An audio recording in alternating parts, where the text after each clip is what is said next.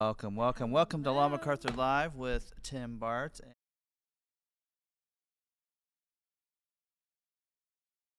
Hopefully it works. It is not. There we go. There. All right. Okay. So hopefully it's not delayed either. We're having some issues with that early. How's sound check, everybody? Let us know. Sarah's in the chat tonight. Am I? Not yet, but we'll see. Sorry. Just that I did notice earlier today that was delaying it. So if not, we'll have to unplug it. Looks, sounds, all that kind of good stuff. So, alrighty. Well, we'll get started, and you just let us know how everything sounds, because it is let us know if everything, if all the audio and everything is set up good. That's how I wanted it. I want it side, so I'm talking into it. But anyway. Go. Oh, I like that thumbnail. I hadn't seen it yet. Still delayed, cutting in and out. Okay, got delay. There we go. All right. So they can hear both of us cutting in and out. There we go. All right. Well, we got to learn to talk a little closer to the microphone on these here, it looks like. But we'll get it all set up and figured out. But so I guess test 2. So we'll see how everything sounds. But of course, it sounds fine on this, because when I plug it into here, it's hearing what this is sounding like. So check that out real quick. Okay. I was gonna say, should I connect with my phone and just see here?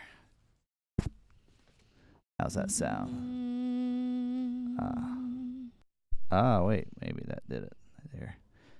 So what I'm hearing out of here though is what this box is recording, not necessarily what the you're back in Kansas, John B? Awesome. Marcia, it's a delay. All right. So yeah, check it out once you listen to it on there and see what it sounds like. But okay, well, that was happening earlier. I was afraid of that.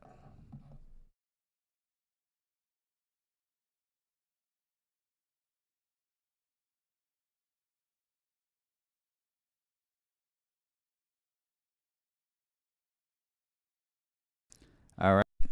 I think that's better, because now it's going along with the voice. So, all right. So, I have to upgrade to a better box. So I have to get a hold of B&H and get a little bit better box, because it seems like it's not. Maybe tell them it's not working for what we need it for. All right. I think we're good to go now. So let's go ahead and get started. Again, thank you for joining us tonight, and we'll get started. And of course, don't forget, we are recording this on as a podcast as well. So take this recording, throw it out there into all your podcasting platforms. If you are listening to us on one of the podcast services, you might want to check over on YouTube. We will be separating these videos out separately, and we'll do a separate one on where we get some images. So we do have some images as part of tonight's live stream when we get to the On My Mind section. And so if you do listen to it, you may not be able to see the visuals, but you'll still, we'll talk you through everything. But if you want to see the visuals, you'll want to check out that separate video on our YouTube channel. So definitely check that out. And don't forget, if you're subscribed, or if you're not subscribed, hit that subscribe, notification bell, all that good stuff. And don't forget to smash that like button for us. We'd really appreciate it. And and don't forget too about the membership. Sarah, you want to talk to him about that? Yes. So if you'd like to become a member, there's a button there besides that subscribe button. So it's about $4.99 a month, I think. And if you're an Apple user, you have to do things a little bit differently.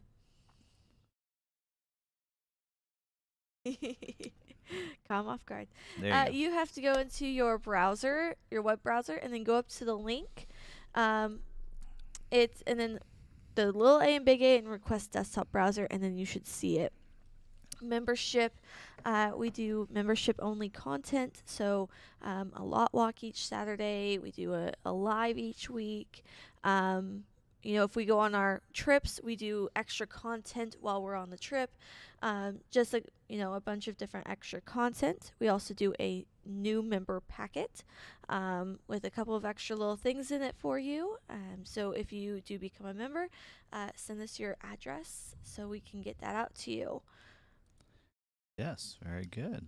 All right, and let's. And you get your name in green, and you get little boxes beside it that say Lon McArthur as a badge to show how many months you've been a member. Yep. So like Ridgeview, our moderator, he is actually in blue because he is a moderator. And then he has a green box, meaning that he has been a member for more than a year. All right.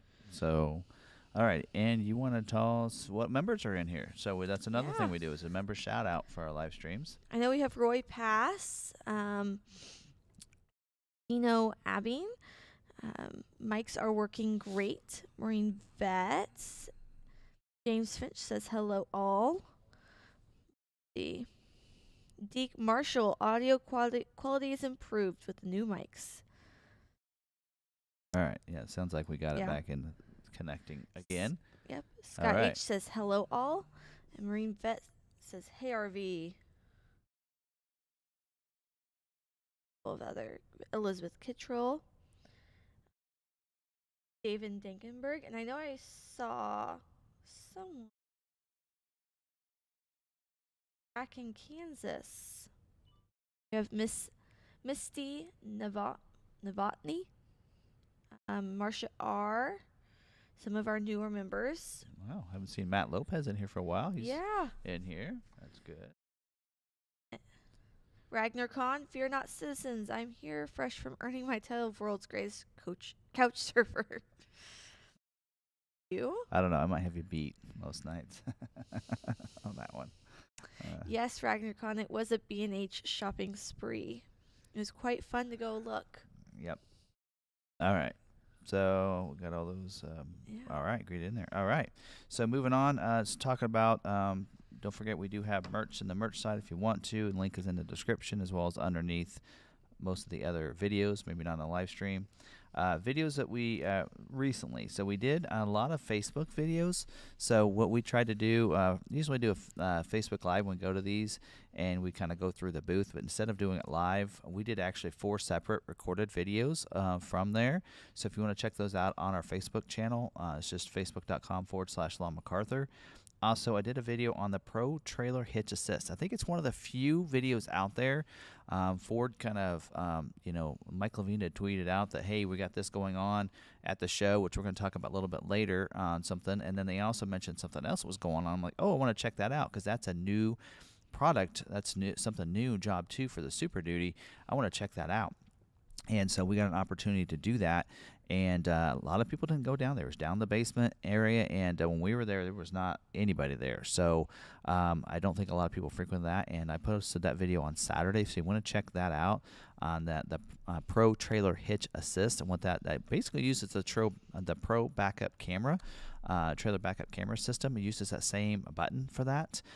So it's pretty cool how it repurposes that, because basically you press it and it says, do you have a trailer connected or don't you? Because if you have it connected, then it knows that you want to be able to steer your trailer. But if you don't have a trailer connected, then it knows it wants that hitch assist. And so you use that. So it's pretty cool. And it was so easy. They gave us one quick little demo on it. I'm like, okay, I think I got this. So then we pulled the camera out and recorded what you did see that in a first shot. So it's only the second time we use that system, and very easy to understand and to use. So very user friendly, that's for sure. So I could have done it. Yes, it was very easy. Upcoming videos, we do have some comparison videos because Ford didn't have a lot of new things. They didn't have the 24 Ranger there. So we do have a video coming out on the Dark Horse. We'll talk a little bit about. In fact, you guys are going to get to see some of the raw footage from that. I'm going to add to that as well, and then to that video for the video on that. For what we're going to have go live, but also some comparison videos to the Maverick. We did a little walk around on the Santa Cruz. We also talked about the Lightning in front of the Ram Rev, talking a little bit about that and the competitors to the Lightning. as well as to the Mach-E, what vehicles are out there, because we got a chance to drive quite a few EVs, or ride, not drive, ride, and some EVs. So anyway, so those videos will be coming to you guys shortly, in the next couple of days. And then we will be on Facebook Live this week. 7 p.m., 6 p.m. I do not have the link in the description yet, but it'll be on our Facebook page and as an event. So yeah, we'll talk a little bit there. Might actually kind of focus a lot on EV that night, because there was a lot of things. You can tell a lot of people going to the EV space and doing that kind of thing. And so I'll probably talk a little bit about that on Thursday night. Thursday night, I like to come up with a topic or two. Just to kind of get that started, so that gives people a chance to have those questions coming in, that kind of thing. And then don't forget about the channels we support. In fact, I don't have this linked in there. Oh, I forgot to have that. Okay, so one of the channels that we do support, and that's Johnny's Car Care and Reviews. He's a member of the channel, and he has a great channel himself. And they did a video on the Maverick hybrid driving. Great video. You need to go check it out if you get a chance. Just check out his channel. He did one where they're driving it and talking about putting it in low and that kind of thing, or the L gear, the L button, and some other things. And he does a great job on that video, so you want to check that out, as well as you see the other ones that we also promote on All Terrain Nation. You know, if I watch the channel, then I like to support it and put them in the description. So check out the links to all the channels, including RagnarCon has his own one. And he did a video the other day that I watched some of it, not all of it. It was an install video, so that was a pretty cool video. So good job on that video, by the way, RagnarCon. You did a great job. So pretty good setup. And I should have used, I think he used a head mount. I should have done that for my install videos for my own personal channel. But anyway, okay. I forgot. I forgot to get a drink and go to the restaurant. So here's what I'm going to do. Do I get to talk while you leave? So you go ahead. And Preview. You do that. I'm gonna. You're sticking around the live next Tuesday, aren't you? Yes, I am. I'm Supercells next week, but I won't let you down. I'll be here for the live, and then we'll make the Q&A a little shorter probably next week, and then. Or you can just leave and I'll take over. Yeah, you could do that. You could do that if you want. Questions, and then I'm gonna get on the road that night. Believe it or not, because usually, especially since I'm stocked up on G Fuel, not for tonight, but I have some in your mom's car actually. So we're gonna be set up for G Fuel. So if I drink your G Fuel during the live stream, I won't be going to sleep until 1. So we're going to do some driving. I'm going to try to get to Kansas City next week. So anyway, you do that. I'm going to drink. Okay. Robert Bottenfield, I really do think you will get your vehicle this year. If you were to happen to not get it, we will prioritize you above the others because you will be a rollover into 24. So you will get it this year. We are most likely going to get it for you this year. There's 99.9% chance that you will get it. If you happen to not, you will get prioritized by ahead of the new orders. So you will get it, I promise. All right, guys, let's do this good dealer moment. Did he do the thing?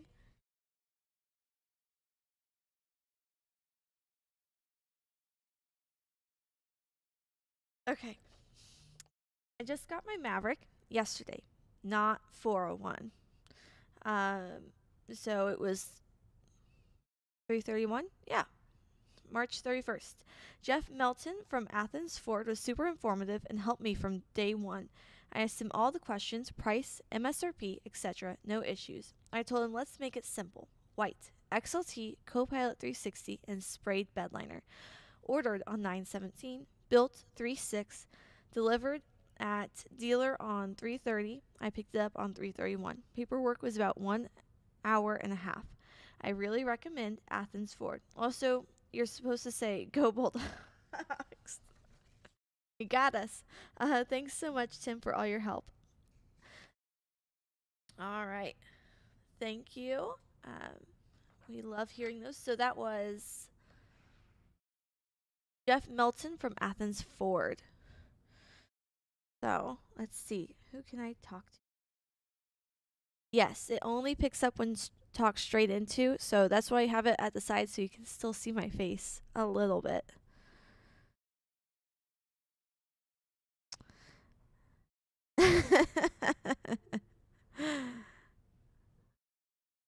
Okay. Nope.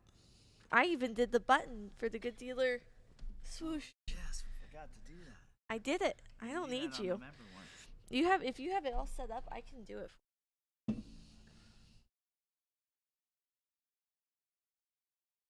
Yeah. All right. They can tell you I don't need you here. Well, that's all I gotta say. All right, let's get into the scheduling information.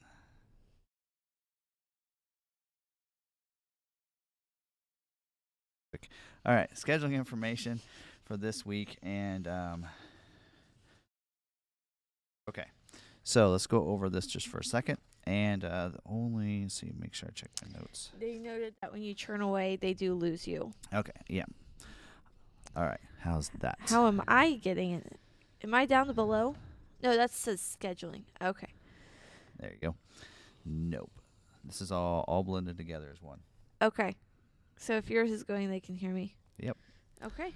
All righty. So it'll be really have to get used to. I'm used to having it down here. So, all right. So this week for scheduling information, let's go through now. For those that are new, I had actually some people ask last night of different things. We're going to get a terminology thing on our website at some point. I have a list of things I need to do so badly. So this is going to be a very busy week. I might have to be working 20-hour days this week or something. But all right. So we'll get everything caught up. But basically, some of the terminologies. When we talk about scheduling, this week vehicle orders are being scheduled. So they're being scheduled for production dates in the future. So when we say that a certain model is scheduling for production dates of this month, then we're talking about that they're going to schedule this week for dates in that time period that we talk about. So in the future. So your order has to get scheduled before it can get produced. So it gets scheduled for a production date, if that makes sense. So let's talk about 24 Mustang. So 24 Mustang, order banks are open up. They are going to be scheduling for June production dates. So the first retail customers are going to be built in June. They are starting job 1. Originally they said it was going to be April 17th, and now that has been moved to May 1st. So if we have vehicles being produced in May, why is it that we're scheduling for June?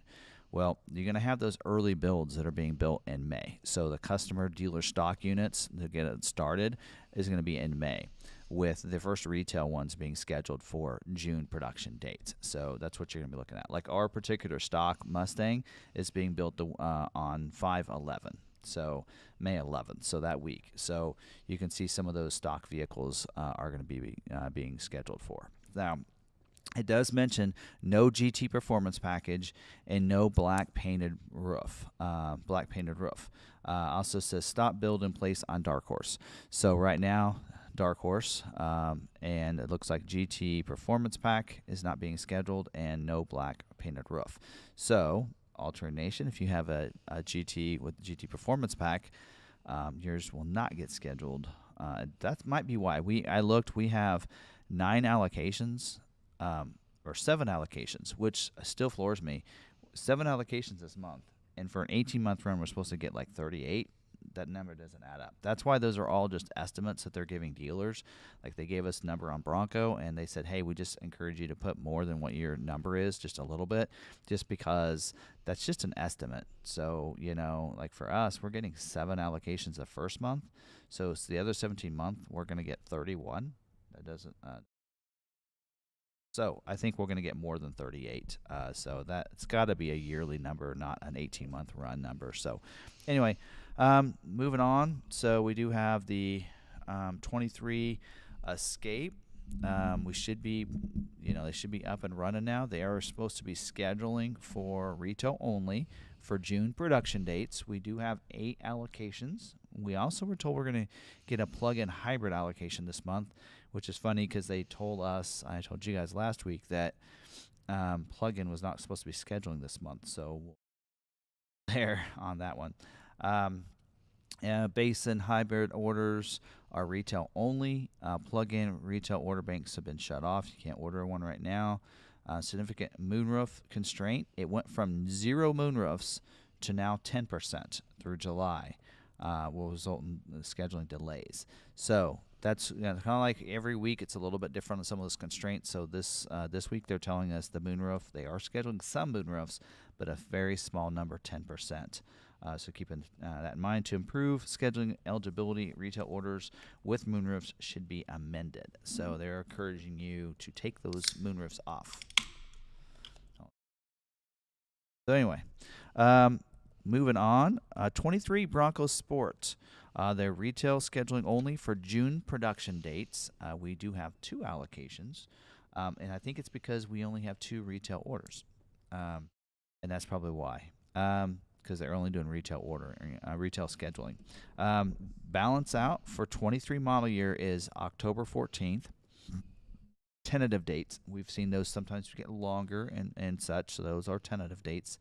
24 model year build out or order banks should be opening up July 17th for the Bronco Sport, and with job 1 starting October 16th. So typically we do see 2 to 3 months in advance of when they start building, of when they start ordering, and the order banks open up. The 23 Edge retail scheduling only for May production dates. We do have 8 allocations this month for ours. Build out for the Edge. Build out means that that's the last day they're going to build a vehicle. So if there's a date here, so I want to make sure I kind of make that. So build out for the Edge is July 14th with 24 order bank. That means that's when you could first order a vehicle with the dealer. So order bank has to open up before you can place an order. So the order bank is supposed to open up May 15th for the 24 Edge, with job 1 being July 17th. So usually it's a couple days after when one ends, the next one starts for the next model year. There's only one case, and that is the Ranger, which could be a note for the Bronco. All right, so coming up, Bronco. It does say in here specialty scheduling only. We did have 3 Raptors previewing, which I thought was also puzzling because they told us at the beginning for the start of the month that they weren't doing any Raptor scheduling. So maybe they changed their mind. We do have 5 allocations for Bronco this month, so that's good. Like seeing a little bit more than that, but 5's okay. And it does say base Everglades, manual transmission, Badlands with the optional wheel are all balanced out. For 23 model year, cloth interior for Outer Banks and Wild Track are not available on retail units, only stock. So there you go. 23 model year Explorer is going to be scheduling retail only scheduling for June production dates. We do have 6 allocations for Explorer. Base 100A and hybrid are retail only orders or scheduling. So there you go. That's all I have on that.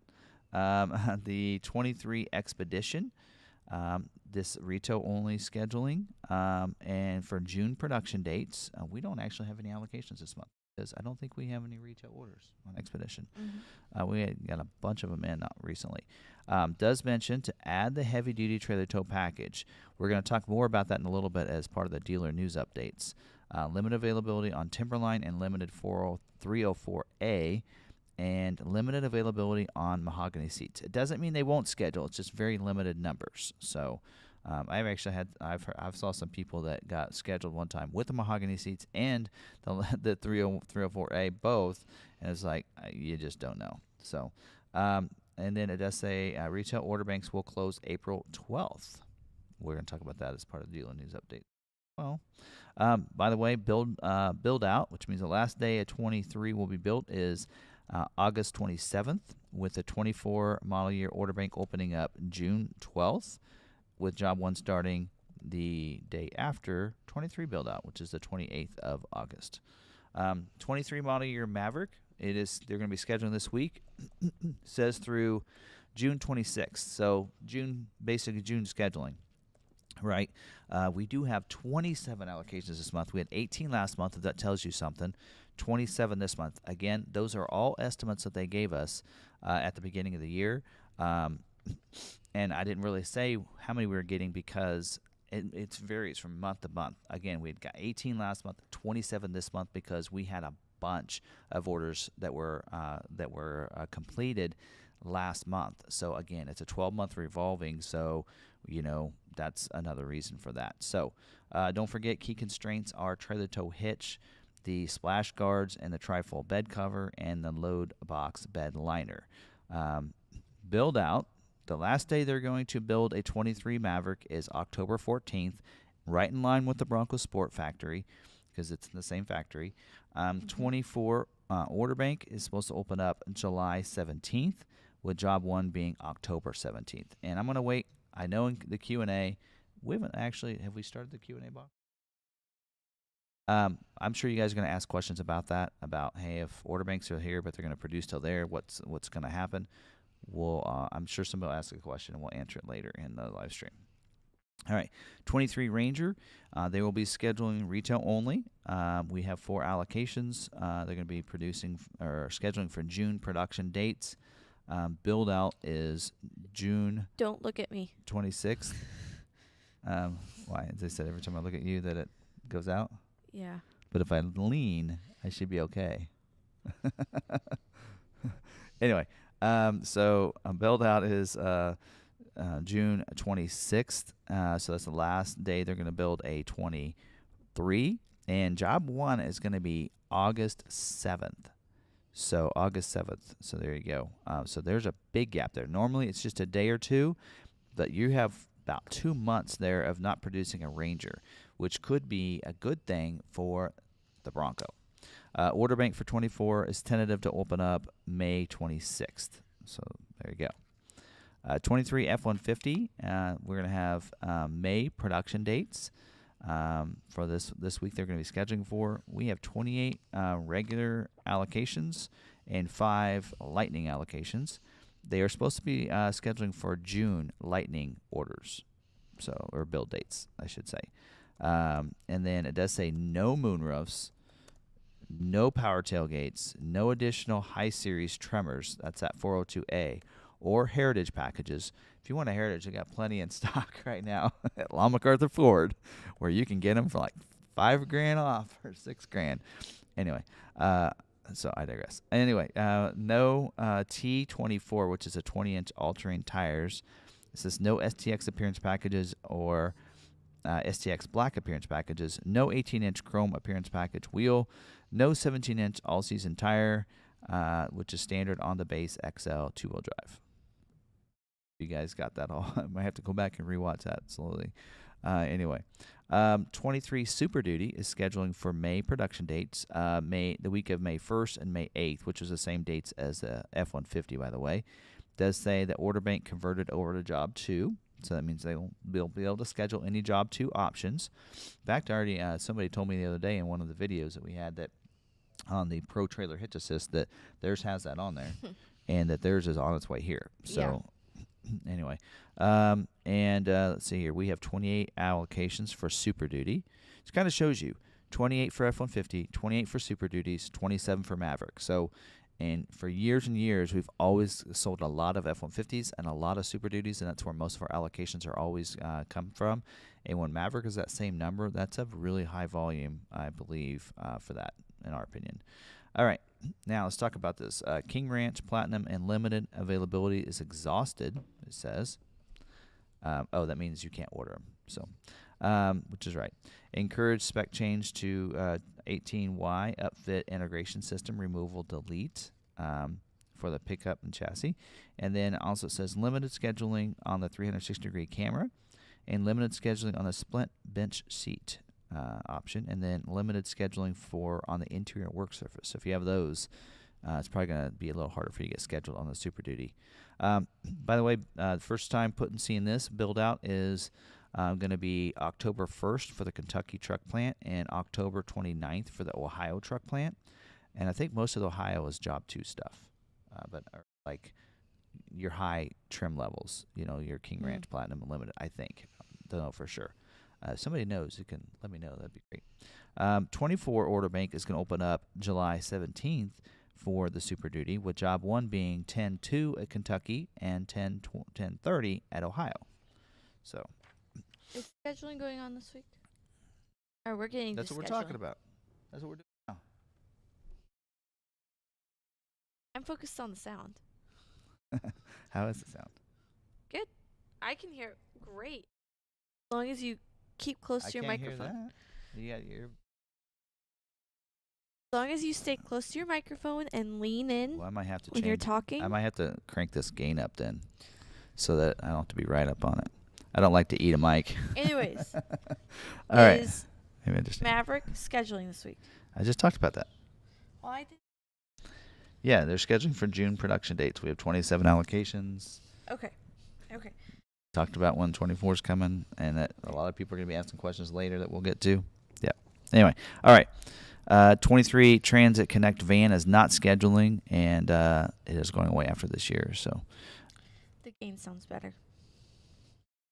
Does it help? Yes, okay. It does. I think that helps me be able to not get so close. And I can see it flashing green here. All right. Transit, 23 Transit is scheduling for June production dates. We have 6 allocations. Normally we only see 1 Transit allocations. We get 6 this month, which is really cool.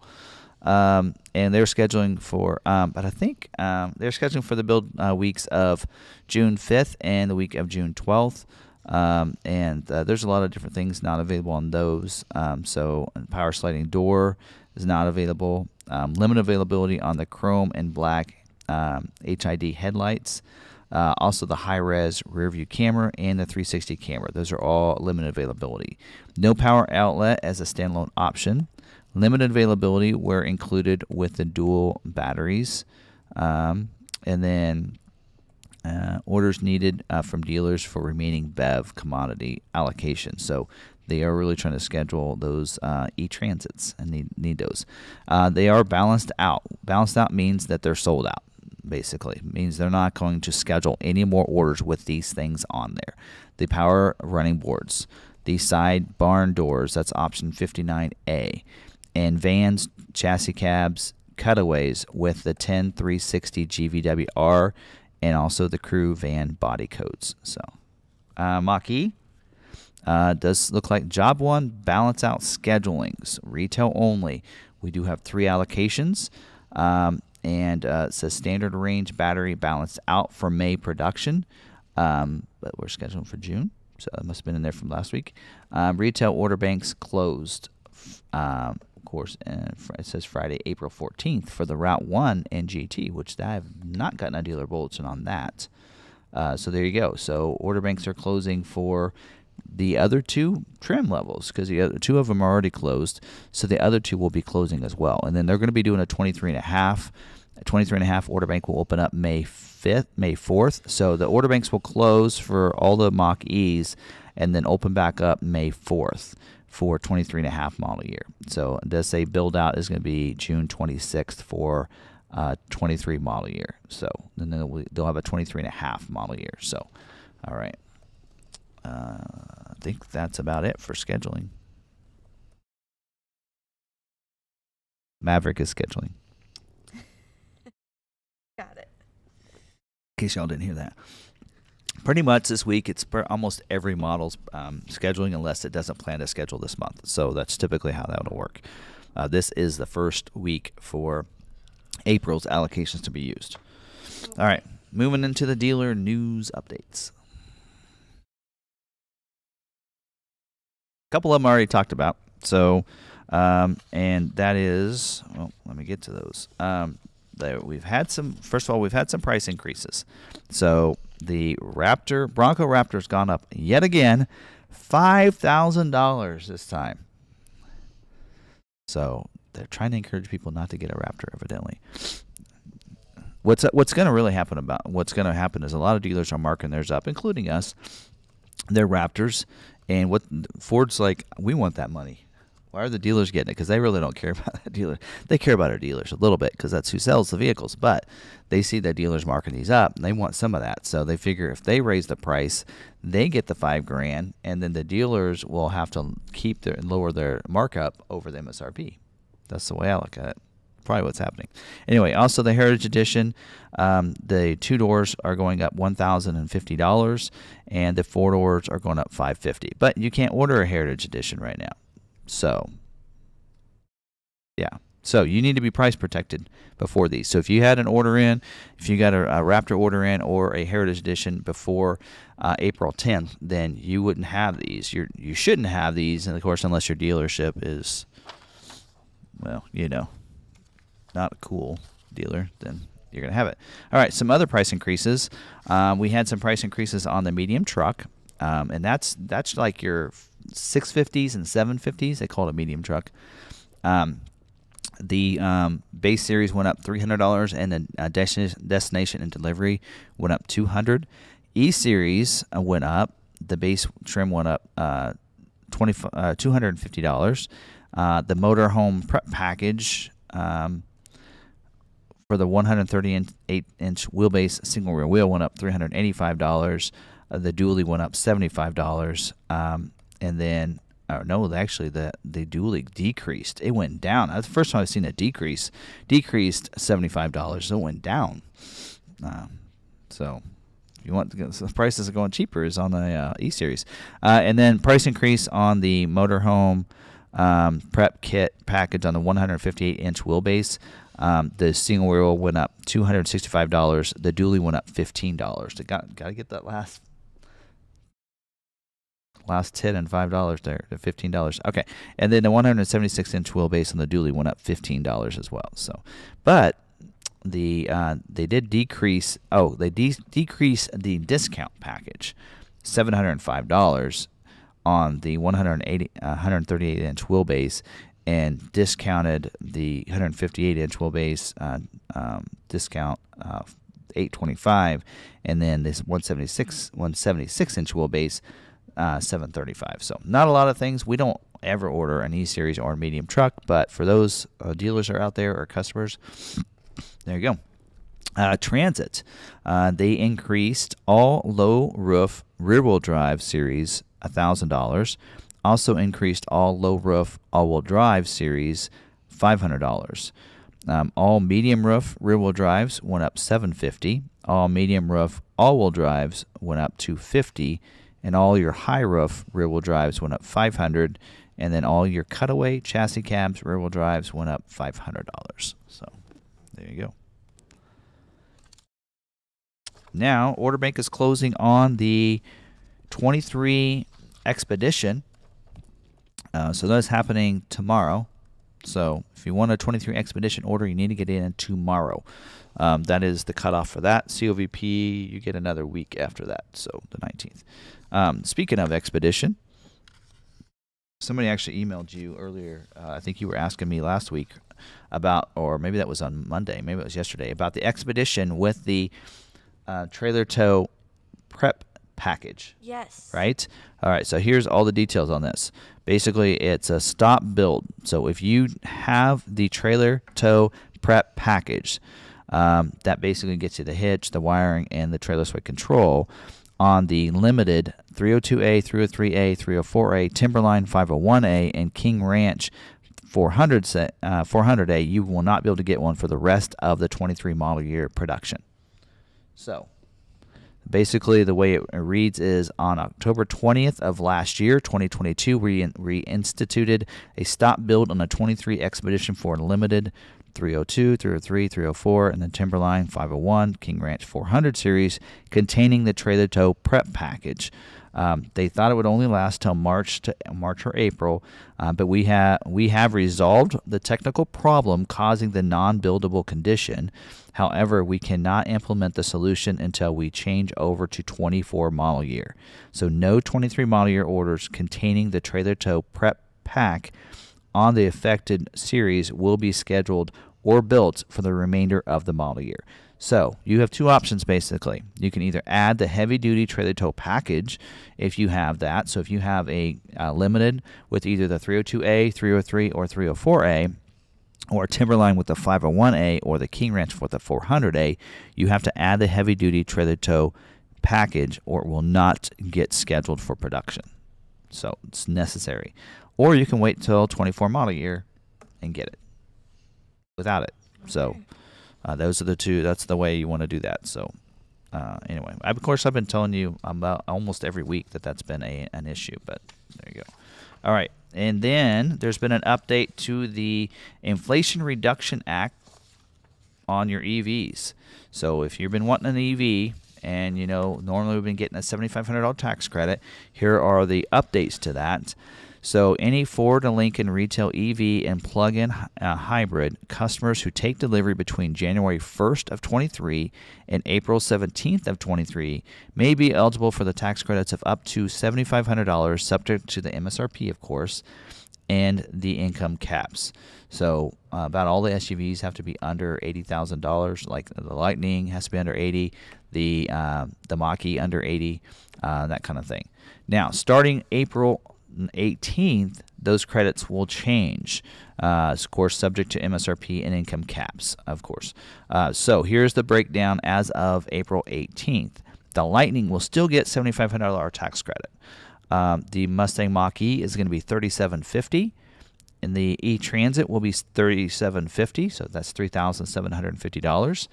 All your plug-ins, your Ford Escape plug-in hybrid, your Lincoln Corsair Grand Touring, your Lincoln Aviator Grand Touring. Actually, take that back. The plug-ins, the Escape and the Corsair will be $3,750, but the Lincoln Aviator stays at $7,500. So those will be the breakdown for that. So that is an update and change to that. So if you're wanting to get one of those, just so you know, if you take delivery of your Mach-E after April 18th or later, then it's not going to be $7,500 tax credit. So want to make sure everybody knows about that. As well as the E-Transit. But the Lightning still stays for now.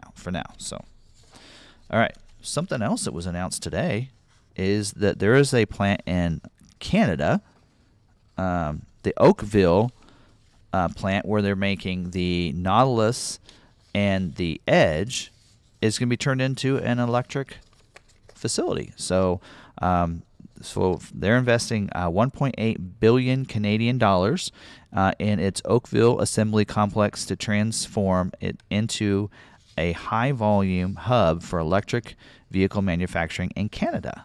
So it says the campus is to be renamed the Oakville Electric Vehicle Complex. Will begin to retool and modernize in the second quarter of 2024 to prepare for production of next-gen EVs. So we don't know what it's going to be yet, but I assume it's going to be sold in the U.S. market. So we could be having a reel coming up here pretty soon. Who knows? It says the current 487-acre Oakville site includes 3 body shops, 1 paint building, 1 assembly building. The transformed campus will feature a new 407,000 square foot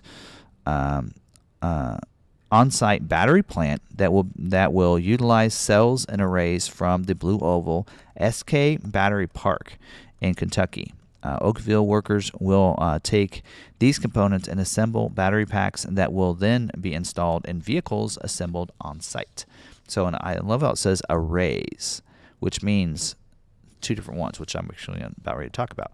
So it does say there's a couple different things that we need to know that's ramping up here. One of them is that they're building an all-new EV manufacturing ecosystem in West Tennessee called Blue Oval City, the home of the battery plant and the future home of Ford's next-gen EV pickup.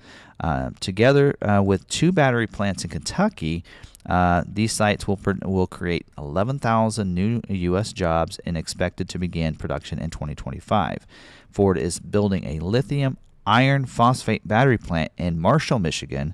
Production is slated to begin in 2026 with 2,500 employees.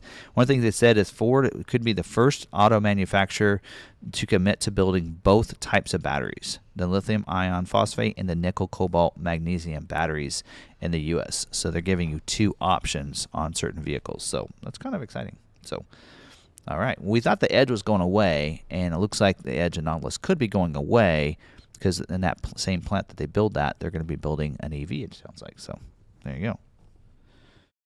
All right. That's all our dealer news updates. Actually, you know what? I'm going to throw this next thing into dealer news updates as well, and that is the order guide changes. So I found this week 3 order guides that got updated since it was last Tuesday, and we weren't here, so I didn't get that. So, a couple changes. The Bronco Sport has an update. The only thing that they really changed, I should mention this, I think last week, was that the Black Diamond Off-Road package is a late availability along with the underbody protection, which also is included in the Black Diamond package. So, it looks like the underbody protection is a late availability. I actually wanted to order one of these for the dealership since we don't have any that many Bronco Sport retail orders, but we can't order it right now. So it's a late availability. We don't know when we're going to be able to do that. Also, the Mach-E order guide updated to now the Blue Cruise is being switched and updated to the Blue Cruise 1.2. That gives you the lane change assist, the in-lane repositioning, and the predictive speed assist. So I'm I'm really excited about those. I can't wait until some of the other vehicles get the update to that as well. So that'll be pretty cool. And then the Mustang Mustang order guide updated as well. And they said that they added the wording accent stitched center console lid included with the 2.3 liter performance package on the 100, 101A, and 200A, and on the GT performance package for the 300, 301, and 400A. So I think they had omitted the accent stitching on the center console, so that's been added to that. And then also the revised the accent stitched center console lid being standard on the Dark Horse 600A. And then they also revised the seat description to reflect that as well for the Dark Horse. So there you go.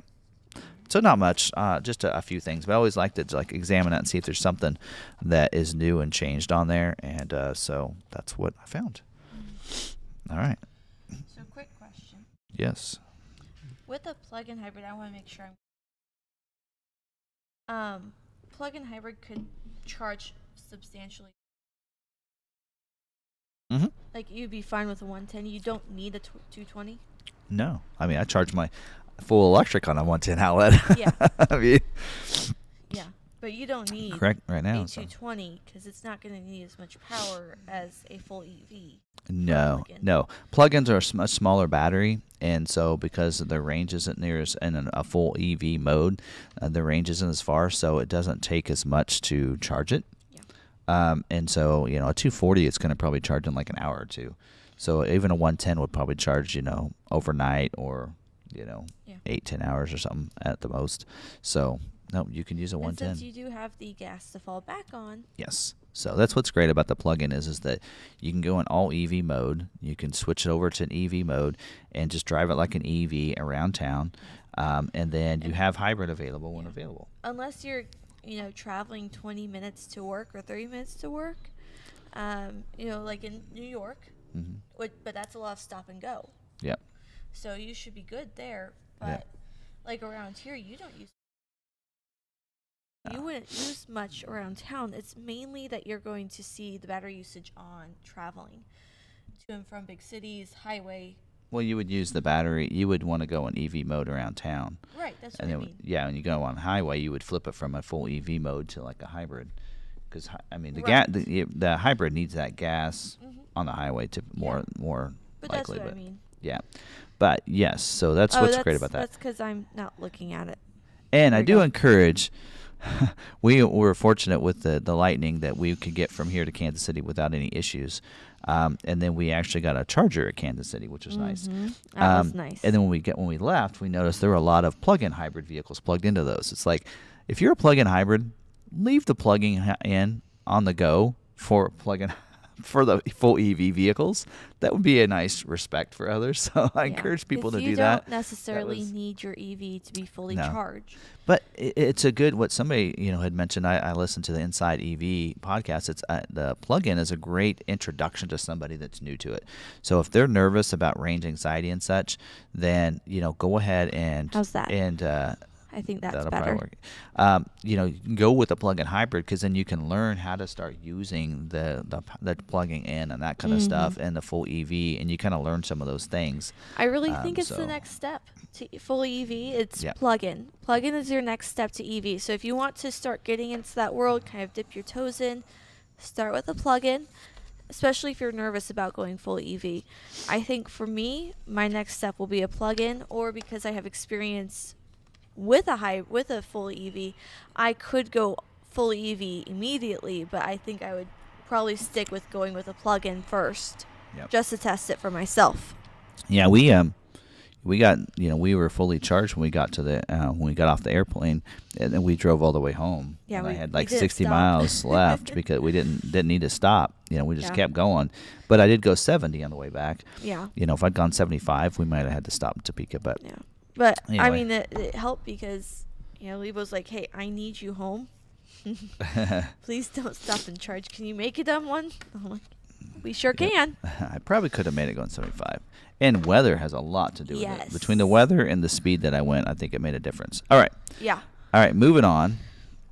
Let's go into the recalls. Did I just do something? Yeah. I just did something, guys. All right. But I was right in what I said. Yes. All right, so moving to the recalls. So this recall here is recall 23S07. It is on the F-150 and Expedition vehicles equipped with the 4x4 and this 373 gear ratio axles. And I think we talked about this. This is an updated. What we talked about before was the advanced notice for dealers. This is the actual release for customers. And so if you had an F-150 and a 2023 F-150 or Expedition, the F-150 built in Dearborn between January 17th and January 24th, or Kansas City between January 15th and the 23rd, or an Expedition built in Kentucky January 15th through January 26th, your vehicle may be affected. Only 239 vehicles are affected with this recall. And it says in some of the affected vehicles, it's possible that the front axle pinion gear was not properly heat treated during the manufacturing process. Pinions that did not receive proper heat treatment may fracture, which may lead to the loss of the 4x4 application, with the potential of the front wheels locking up, increasing the risk of crash. The failure mode could occur at any time in 4x4 application, but is expected to occur primarily while in reverse, as the pinion is subject to higher loads. So it does say the owner letter should have gone out this week, so for those customers. So the next one is recall 23B, as in boy or Bart's 09. Certain 2022 to 2023 model year F-150 battery electric vehicles. This has to do with the high voltage battery coolant tube assembly replacement. So remember when the plant was down? That's these vehicles. So it does say F-150 BEVs, 2022s built between September 28th through September 30th, and 2023s built September 28th through September 29th. Anyway, only 72 vehicles were affected by this. And it says, in all of the affected vehicles, the high voltage battery coolant tube assemblies were manufactured with the incorrect material. The affected coolant tube assemblies may allow the following failure modes to occur. There's two different situations. One is the water ingress through a broken spin weld of the coolant tube assembly spigot. Water intruding into the high voltage battery may cause a wrench light to illuminate, causing a hybrid battery voltage system isolation fault to set, potentially progressing to a battery power off warning on the next key cycle. So definitely that wouldn't be good. Coolant may leak due to shrinkage of the coolant tube assembly spigot.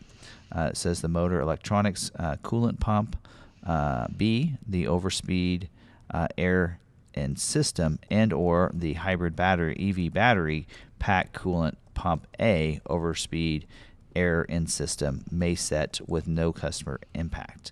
And it says the drive motor A, inverter over temperature, the unexpected operation may set, potentially leading to over temperature warnings and limited acceleration to occur. So again, only 72 vehicles affected there, and that was if they were built between September 28th to the 30th of 2022. So, and then I think the they're actually going to be, letters aren't going to go out first. It does say in here that the Ford Motor Company's Customer Relations Center will be proactively reaching out to affected vehicle owners, offering aid in setting up a service appointment. So they're going to get a direct phone call. And then if they don't, it says owner letters will be mailed on an as-needed basis, which will be dependent upon the unsuccessful CRC outreach. So if they can't get a hold of you, then they will send you a letter. All right, 2 more. And actually, this one's actually an update to one. So this is recall 23S, as in Sam, 02, for 2020 to 2023 model year, multiple vehicle lines equipped with the 360-degree camera, inoperative rear and 360 camera with the blue screen. So this is actually, the recall came out on November 10th originally of 2021, and then updated on January 27th of 23. But what they updated on this one, and what they is that they changed the date the letters are going out. Now that date is April 17th. So next week is when the letters go out, because they don't have the technical fix yet, I don't believe. So they are updating that. And they also updated the number of vehicles affected to 383,630. That's a lot of vehicles. And so there are vehicles that were built in, the Chicago Assembly Plant or the SHO Center, which is where they make the hybrid Explorer. Louisville Assembly Plant as well. So Aviators, Corsairs, and Explorers from 2020 to 2023 are the ones that are affected. So anyway, and then recall customer satisfaction program 22 Bravo 40. Says 21 model year single rear wheel transit vehicles equipped with aluminum alloy wheel. You have the incorrect color wheels installed. Oh. Wrong wheel. Got the wrong wheel. It's like, hey, if you like it, keep it. Yeah. Anyway, 3,156 vehicles were affected by this, built in Kansas City from October 2nd, 2020 through September 8th, 2021 for the 21 model year Transit. So the letters should go out this week. So basically, just like I said, the affected vehicles were built with the incorrect color wheels. Vehicles that were ordered with black color wheels received silver color wheels. So Ford Motor Company will be offering $1,500 to the original purchasers or leasers of the affected vehicles. Is that enough money? Compensation? Good question. What do you guys think? $1,500 enough if you didn't get the right wheels? So they're not really giving you the other wheel. They're just giving you money. That's funny. Oh. Okay. Anyway, all right. So y'all can't hear my typing? How's it going? Can't? No. It's because the mic's not back here. It's up there. Up here. All right. So. Yeah, because if I come over here, you can't hear me. So my keyboard's now behind my mic. So you shouldn't hear it as much. All right. I just told her to take it easy on the keyboard. All right. I get passionate talking to these people. That's right. You're in a hurry. All right. I am. Is it true for this week? So, question this week is it true that you don't get both private offers on a Bronco order if you made changes to your order? So, some of you know that on the Bronco, those that had an unscheduled order out there had an option to remove the hardtop, to take off the Lux package, what else? The Sasquatch package. So if you did all those things to your order on 4 doors, not the 2-door, if you remove the Lux package and the Sasquatch on the 2-door, then you were supposed to receive a $25 private offer when your order came in. And there's some people saying that they are not receiving both of those. So I reached out and I said, well, is this the case? Do they receive both? And then as I was emailing and typing the email to the brand manager, I said, wait a minute. Maybe it's the case that the dealer didn't do what they needed to do on their end.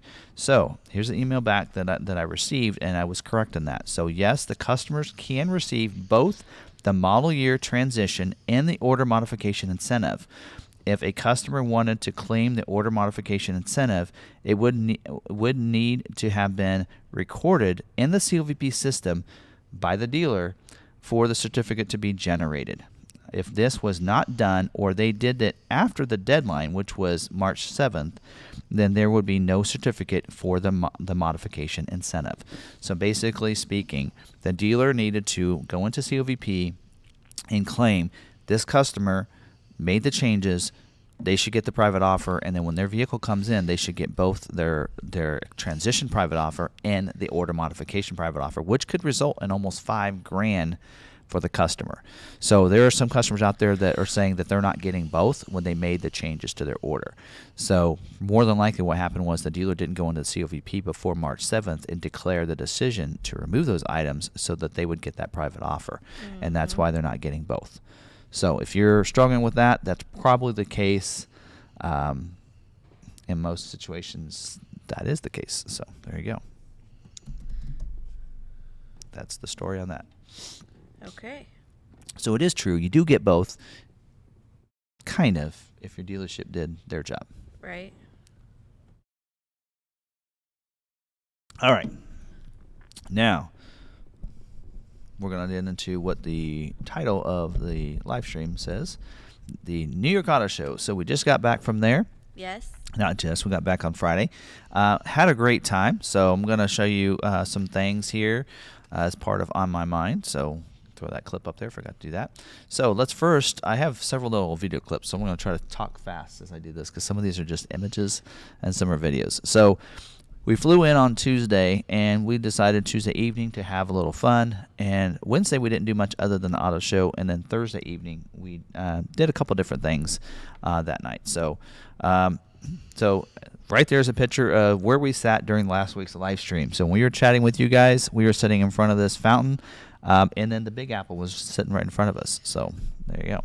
And then this here is an image, a video that I took on top of the edge at the Hudson Yards, which is pretty cool. Yes. And no wait time to go up there, no appointment or anything needed. And you could see pretty much the entire city. So got a couple images and a little video. You can see behind us the Empire State Building. So what you cannot see from the edge, you can see from windows around it. Yes. And then this is a building that actually rolls. That's on rollers. So that was at the Hudson Yard as well. And then, I forgot the one image I wanted to show. Okay, then there, we did take a boat ride, so we got a chance to see pretty much all of New York, Manhattan and such. This real close-up of the Statue of Liberty. So a couple little images that I threw in there from that. So that was really cool. You got to do that. If you go to New York City, go to that. And then that was from Central Park. Yes, we took a bike ride. So, okay, so on, I think that's it there. Okay, so on Friday, we took 5 different modes of transportation. Yes. So we walked to the 42nd Street subway, got on the subway, took the subway to Central Park. We got out of off the subway, and there's a bike place rental there. Hey, let's just rent a bike. So we rent a bike, and we biked 7 miles around in about an hour. Right, took the we biked around Central Park for about an hour, and then of course got back on the subway, came back, walked, and then we got on a car to Uber over to the airport, and then we flew home. Yes, which is kind of cool. So we had 5 different modes of transportation. Anyway, there you go.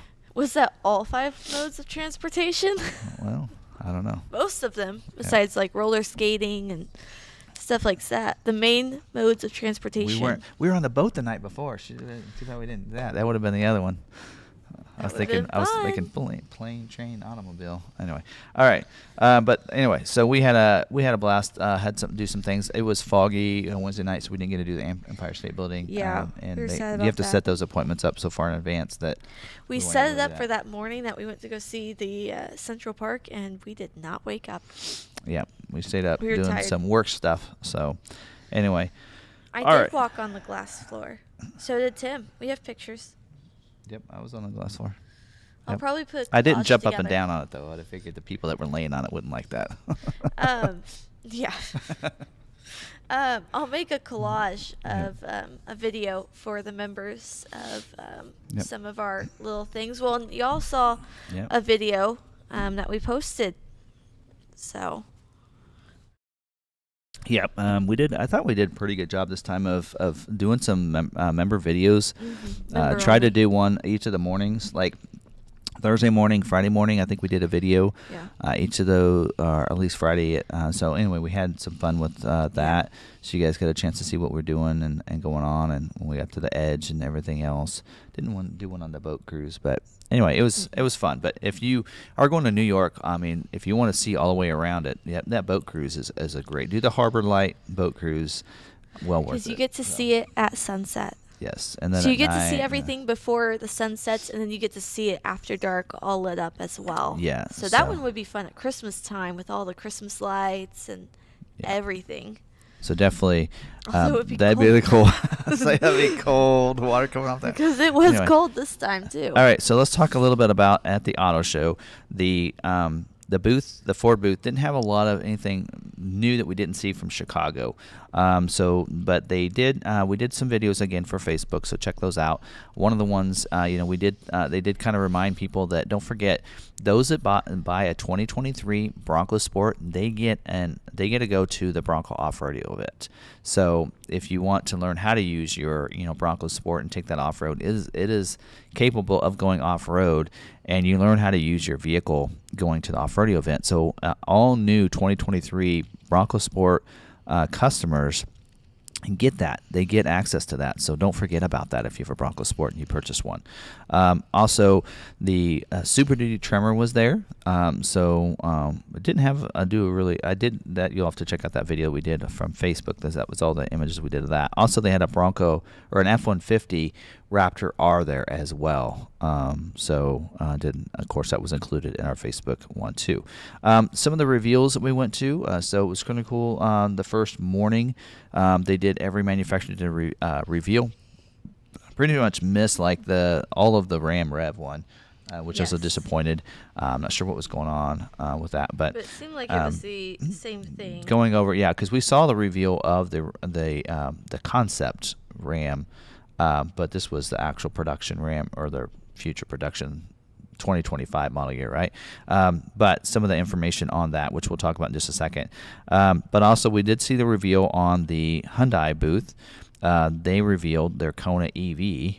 So I'm not sure if I have that information here. There's actually the Kia EV9. So they'd actually revealed the EV9, but this is the first time revealing it in a public setting and not just online. So that was pretty cool. A third row EV, full EV, pretty nice. It's pretty close to the concept. I did see the concept at Chicago last year, and that's pretty close to that. So that was something we saw. Also, Hyundai did the Kona, and I didn't get an image of this. Sarah does have some pictures of it, but the Kona has pretty much 3 levels of their Kona. And full EV, a plug-in, and a gas version of that. But they also released and revealed their concept Disney Edition. So Disney 100 Platinum Edition, which is pretty cool. So that one there.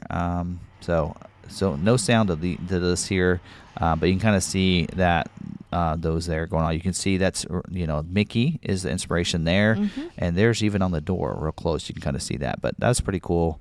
Little addition there. And then also the, let's see what else, the Ram Rev, to talk about that. They have a standard range battery for that is 350 miles on a 168 kilowatt battery is their standard battery, which is bigger than the F-150 Lightning. And that's the thing about the F-150 being out there first, is that everyone knows what numbers the Lightning is, and they want to beat all those numbers. So I know that the front area is bigger by 1 cubic foot or something, cubic inch, than the Lightnings, and then their battery is bigger. They do have an extended range. It's supposed to be a 500-mile range. And a lot of people were like making that's a huge deal, and this and that. But keep in mind, that's going to take a long time to charge that 500-mile range. That's a big battery for you to set at a charger for a long time. So you'll sit there for a while. So that's something else to consider.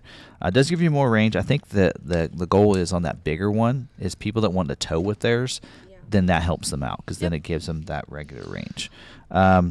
Anyway, and then also the Jeep and I didn't actually miss most of the reveal. Caught some of it towards the end, but from what I did understand is that they're going to have that 4xe added to more and more models, and I think this next year for 24 it's going to be introduced into the high altitude edition, I believe, as well as I think either the sport or the wheelie edition. I can't remember which. Anyway. Also, bigger screens. They basically, Bronco is making Jeep step up, do more things. I do have here. Let me show you some images of that. So here's some of the different pictures that I took of the different editions, including there's a high altitude. That's a 4xe.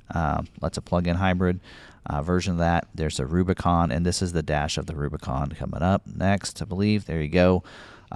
So you can see bigger screen here, trying to match up. Actually, it's bigger than Ford's 12-inch screen, of course. So got to one up, Ford. But I think this is great. I mentioned it in a video that we have coming out that I kind of mentioned that it's good that these companies are competing against each other, because then as customers, we're the winners, which is really great. So, but that was a lot of fun seeing all that. One of the things I did notice, I think on the Jeep 2, All-Terrain Nation mentioned it last night, is that the tires, the standard tires, going to be bigger. Instead of 32, it's 33, because Ford's is 32. So always, stepping up and beating their competitors. But but one thing I did notice is the mirrors still are not located. So the mirrors, you'll notice on the Jeep, is on the door. So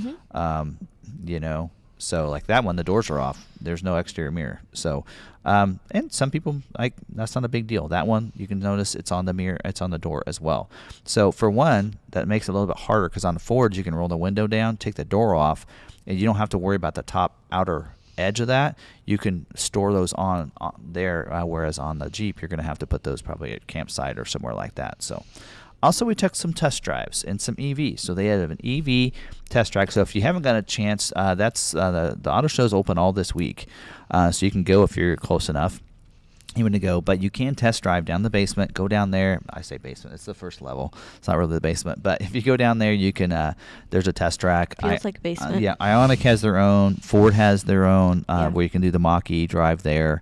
And such, but I love the test track that they made up for the EVs. There's about 4 different manufacturers there. Several of them, when we went, weren't doing theirs because they didn't have that many people signed up, so they just were closing out early, which is kind of a disappointment. But we did get a chance to ride in the Nissan Ariya, I think that's how you say it, as well as the Chevy Bolt, right? We rode in that. That person didn't tell us much. The EV6 as well, which I liked that one. That was very impressive.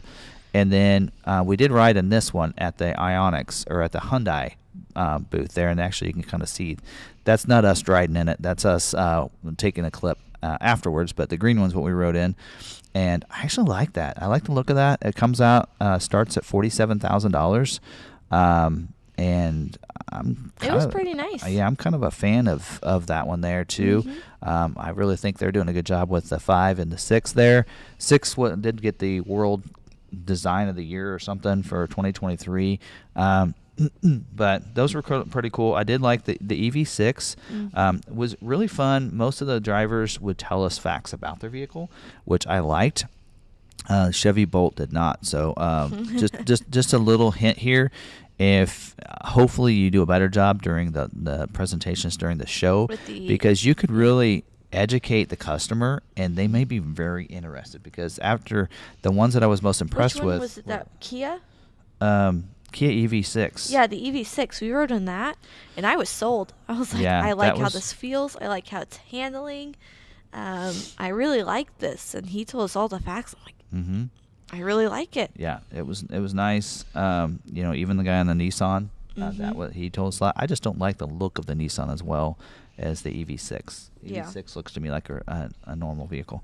Anyway, but we also did get a chance because I didn't throw this up there, but we did get a chance to meet Mike Levine. Yes, he was there. Got a picture with him. He actually tweeted out the day before that they were going to be doing test drives or test rides in the Dark Horse edition, and so I said, hey, I'm all in. So as soon as we got there, we saw him at the booth, and he says, here you go.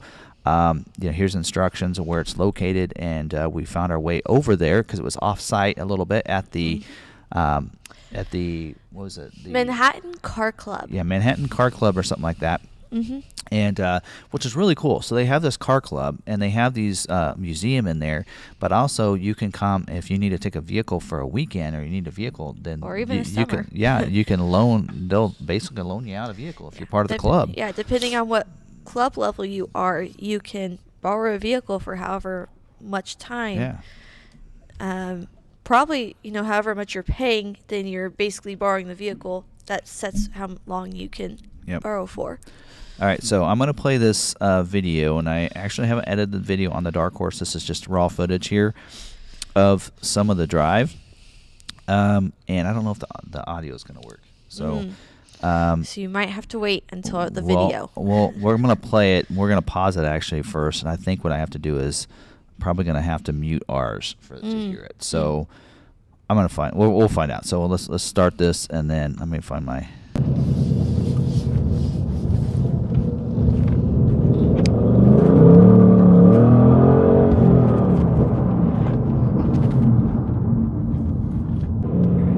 Actually, I think you can hear both.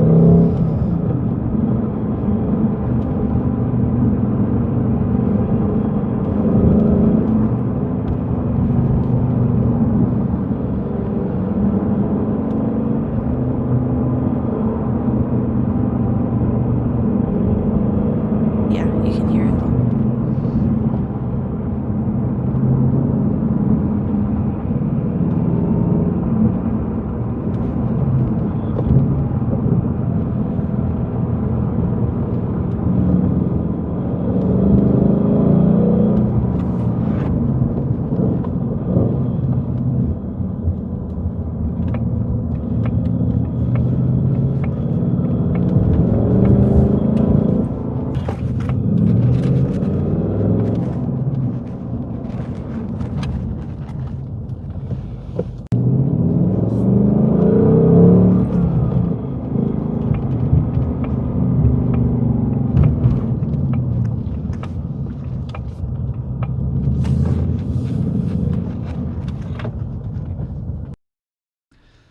So as you can see with that, I kind of joked that it's basically like being in timeout, I guess. Yeah. In New York, we can never get. I mean, that was you're seeing most of the drive. We sat right after the end of that clip. There wasn't much that happened. I mean, we couldn't. It was just bumper to bumper. Yeah. And so you got nothing in. It was like so. You got a couple little spurts. I said you need to bring that to Kansas, where we have some open roads that we can see what they really can do. But as you can tell from the sound system, we also strip, we got a couple places for you. Yeah, we did get a chance to. He kind of did an overview of the screen and such at the beginning, so I didn't show you that part of that. That'll be in the video that we do. But also, they had 4 different Dark Horse there. So several of them with different, whether it be the stripe package or you have the painted stripe painted stripes.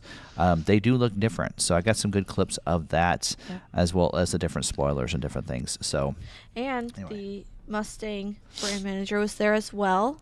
And the people that was really cool. I don't know if you listened to that, but he talks about the shifter. Like, these are the engineers that are helping to engineer the Dark Horse edition, and they knew the ins and outs. And this one he's kind of geeking out about the shifter knob and such and how it was made. And by being able to do that in a lower production model run, they could try some different things and see how it goes, and then be able to just change it on the dime if that doesn't work. And how they made the gear shifter so that it's not as susceptible to the heat and such. And because it's hollowed out, right? Yeah. So. Yeah, my guy, cool. I was like, we were kind of just sitting there in traffic. I was like, so what does it take to be a test driver? Because, I'm thinking you need racing experience or driving experience. And he's like, nope, I'm an engineer. That's all you need is to be an engineer. We test them, we drive them, we see what works, what doesn't work, and then we take it in, we redesign it, we bring it out, test it again. He even said that they have astrophysicists or something like that on part of their team that is working on the Dark Horse. Very cool to talk to him about everything. And actually, my footage of my ride has him talking about that. So that might be a good one to Yep. share as well. We need to gather both of our footage together from the trip, but yeah, a lot of fun. So, and we didn't, we were trying to enjoy New York as well, so that's why we didn't, post a video like we did at the Chicago. We could have been the first one to have a test drive out there and stopped what we were doing, but we wanted to gather as much content while we were at the show as possible. So we just took in everything and revisited everything a couple times through to get as much footage and everything that we could, because we knew we wouldn't be able to be back. And so it's like, we can always edit this and have it go live next week, but we can't reshoot anything, after this. And so we wanted to make sure we got as much content as possible. So anyway, I hope you guys do enjoy some of that stuff. But there you go. Otherwise, that's all I had. I guess we're ready for questions, and hopefully I have some answers. If not, you do. What are you talking about? It's maybe I have some answers. If not, you do. We'll see. That's usually how it goes. All right. First question is: are you officially coming to Ford Carlisle? And which days? I think so. Did you guys get to 25? I know I've gotten a lot of tags on that post, and I haven't had a chance to look at them the last 24 hours, but I think last I saw they were at 24. So, because I said if you guys got to 25, probably going. So, probably.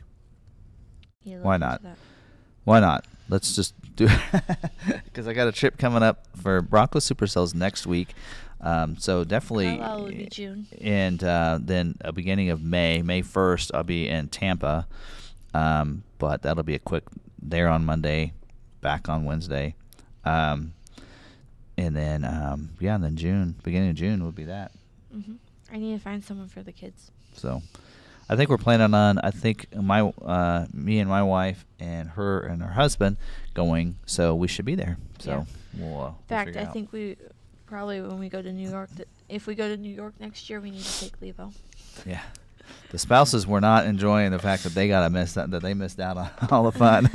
Yeah. Which it wasn't really that. I mean, we got there Tuesday and we went down to Times Square and walked around. We hit, New York Pizza and all that. But Couldn't then go up on anything. But then Wednesday night we didn't. Stayed in because it was foggy and rainy, and we just worked on other stuff. And then Thursday night was the night that we hit the Edge and the cruise, and then Friday we went to Central Park. So anyway, but anyway, but other than that, So which days would you? Bronco Supercell next week.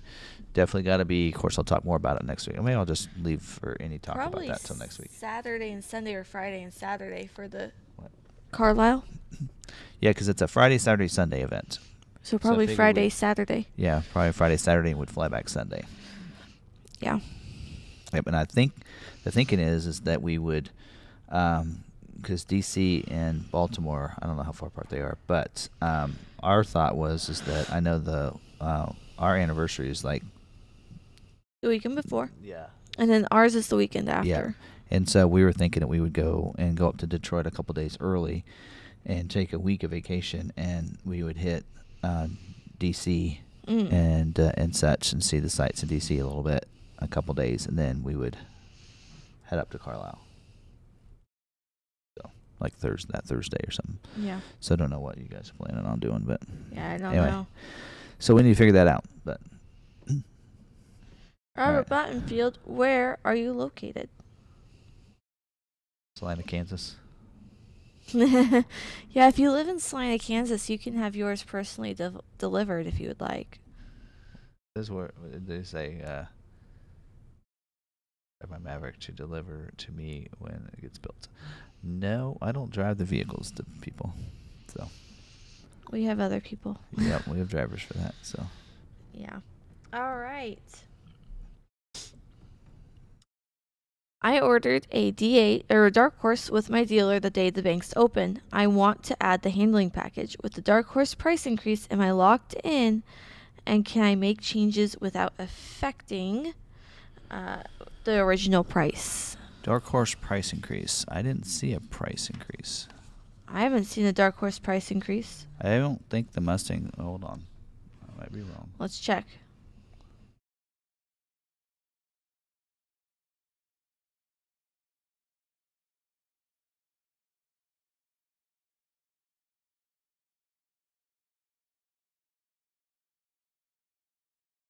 We don't need silent air.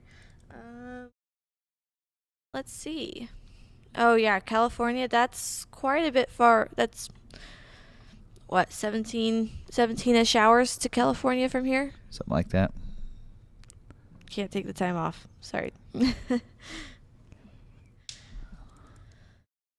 I think, Marsha, you were saying we should come to Boston next year. Well, if Boston has a car show where Ford's going to be announcing something, we'll sure be there. Yeah, it seems like Ford does Chicago, New York. So we're gonna we'll go to L.A. probably this year, probably Detroit. All right, so there is two different prices. There's a price level 415 and a 420. So 420 was implemented, looks like, that's dated really weird. That's dated September of 23. That's really weird. I'm not sure when that came into effect and how much different it is, but the adding the package, usually how that works is that you'd be tied into whatever the base price is, and then if you add a package, whatever the package costs at that time is what it should cost. So if there was a price increase on that package and you purchased and you added the package to it after that price went up, then you would have the higher price. Yeah. Just on the package. Yeah. So whatever you add or manipulate on that order. Yeah. So you can go ahead and add that handling package and be good to go. All right. Next question. I took my 6-month-old F-150 for an oil change today, but discovered an issue with the exhaust. Now ordering a part will take a month to arrive. Not surprised. No. Some of those parts take a little while. And if you have any questions, don't forget to put them in the question section there. It would help us out so we can manage the questions there. I noticed there are a couple in here. I don't know if they dropped in or not. New member packets from last week. I did not get them out on Friday with prepping. We were gone, yeah. Well, and then the Friday before. And the Friday before I was busy prepping for New York, so I did not get them mailed out. They will go out this Friday. Or if I have time before that, I have them all ready to go. It's just getting them. Yeah. Because I have to go across town, stand in line for an hour.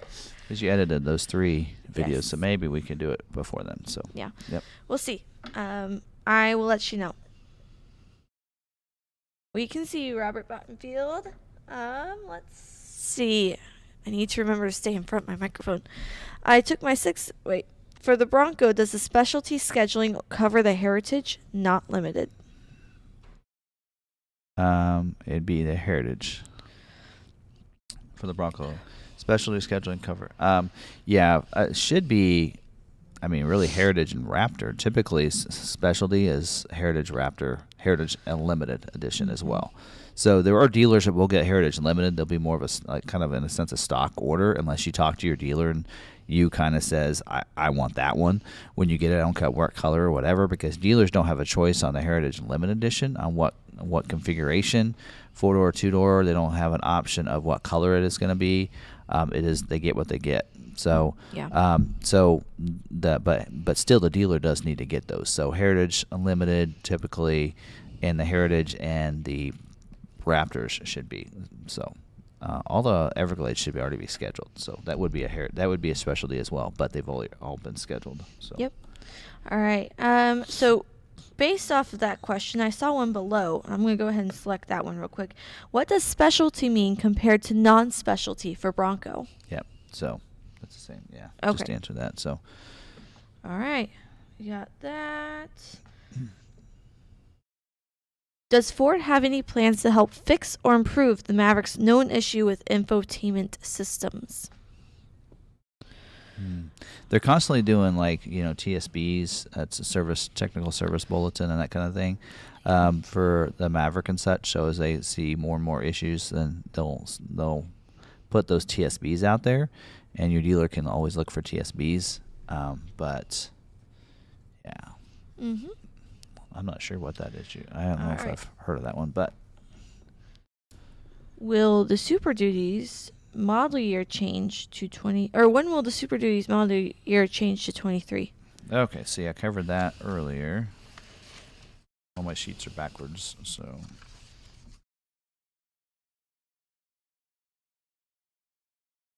Here it is. I should just pull this out because I'm going to need to know that. Okay, So on Super Duty, it's going to switch over in October. So the Kentucky truck plant will switch over October 2nd, and the Ohio was going to be October 30th, but the order bank opening up July 17th. So there you go. All right. Yep. And keep in mind, well, we'll probably have some questions. Do we have any questions about that, Maverick?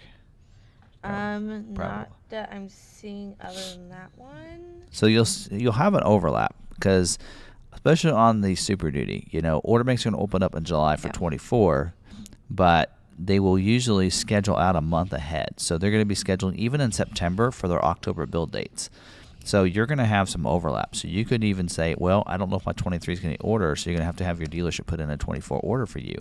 So you could actually get scheduled still having a 24 order. So what you want to do is if when the order banks open up for 24 is have that dealer put in an order for the 24, and then if you get scheduled, then they can cancel the order. That would be the way to handle that. So that's Maverick's going to be the same way.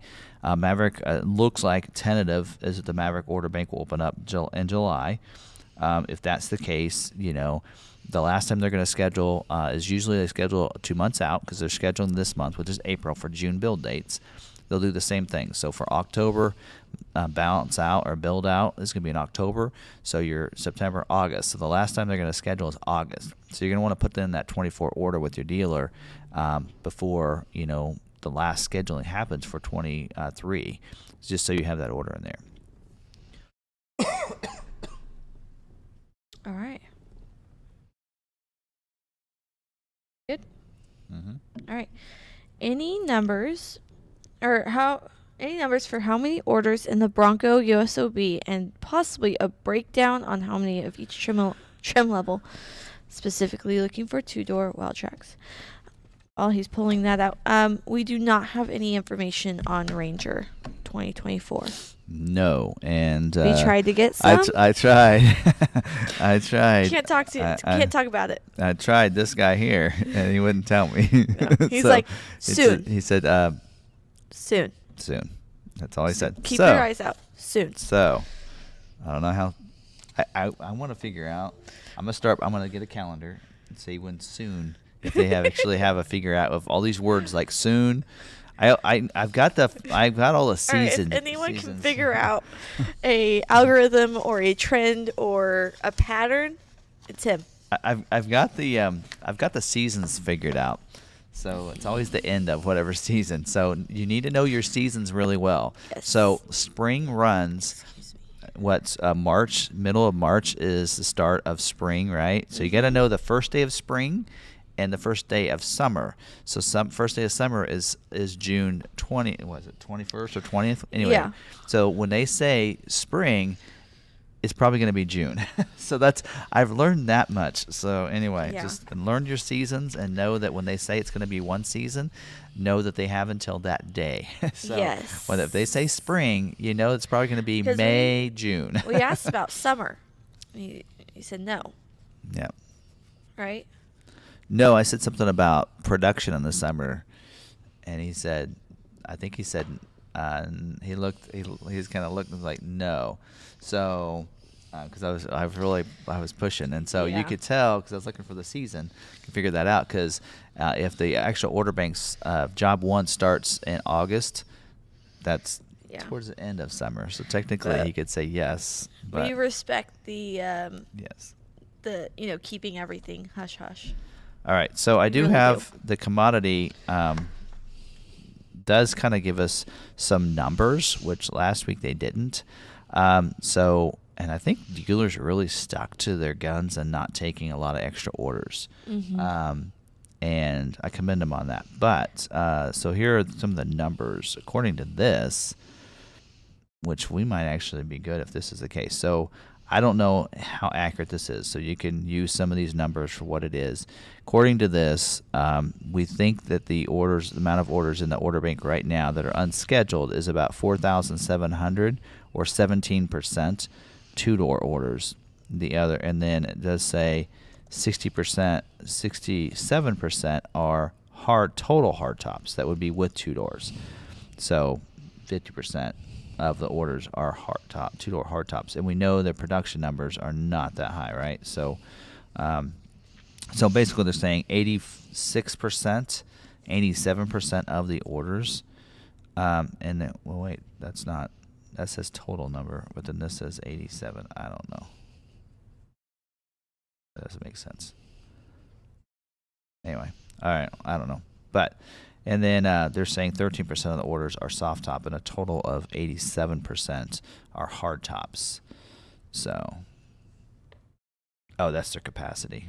Okay, let me redo this. So, two doors, it looks like 16% of the orders are two door, with 87% being total four door and two door together, and 30% being soft top. So, and the production number is 33% soft top for the four door. So, if you have a soft top, you're looking pretty good right about now. So, yep. And then 100% are automatic. So, of course. So, if you look at that, since 100% are automatic, there's 29,247 orders in the order bank. But, I mean, that really doesn't matter. I guess you could look at it and say, okay, how much production can they have in the next 5 months? Can they make them all? They could make them all, but keep in mind, they all have to be the right configuration to fit into the production model. So, right, so if they can only produce, 17% hard tops, right, then, but they can't make all of them that they have orders in the order system. Actually, right now, they're saying it's even. They have 16% hardtop orders, and their production is 17%.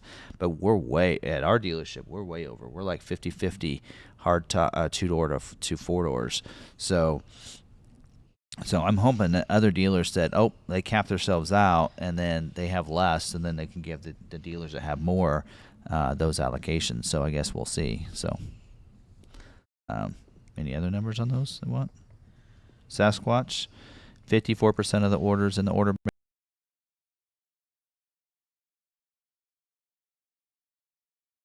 updated, but Lux package, it says 46% of the orders are Lux and 40% is their capacity according to this page here.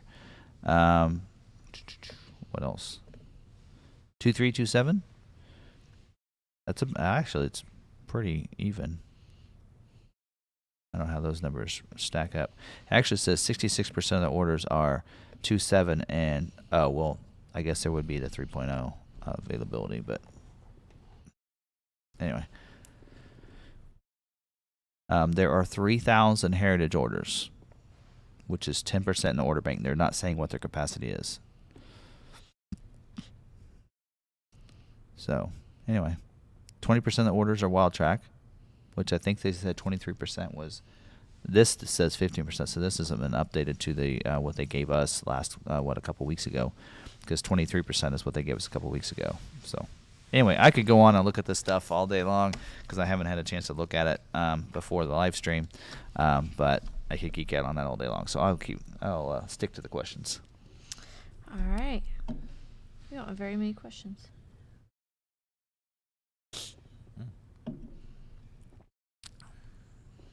Sorry, I'm going through and getting some.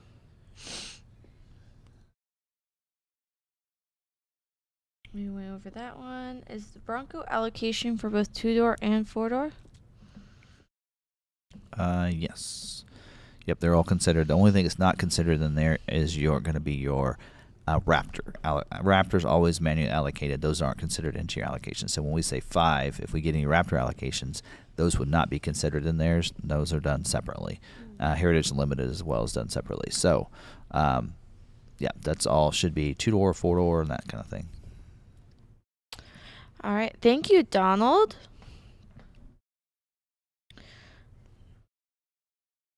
Oh, yes, Donald. Thank you. I think his F-150 is going to be here soon. Ooh.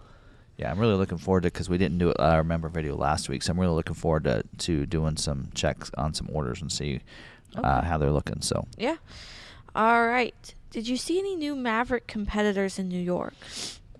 Did I talk about the comparison videos? We did a kind of a walk around on the Santa Cruz. Yeah. But nothing else that is in the same in a sense, the same class. There's, Tacoma has one that kind of competes more with the Ranger as well as the Nissan and Honda.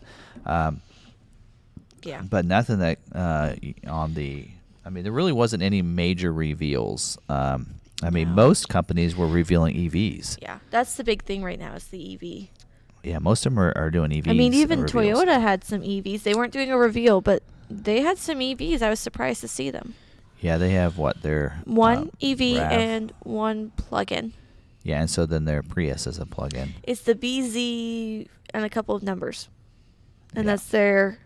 Volkswagen had an electric bus. Yes. That was pretty cool. Actually, the Volkswagen van. The little bus, little Beetle. Oh, I don't know whatever it's called. Anyway, that looked pretty cool. As electric. Yeah, we'll try to get some more pictures. Yeah. But yes, so anyway. I'll make a couple of different montage videos of things that we saw.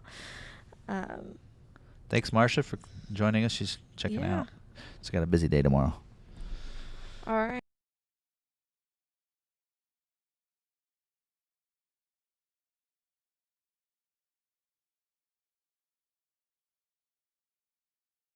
Yep. So, yes.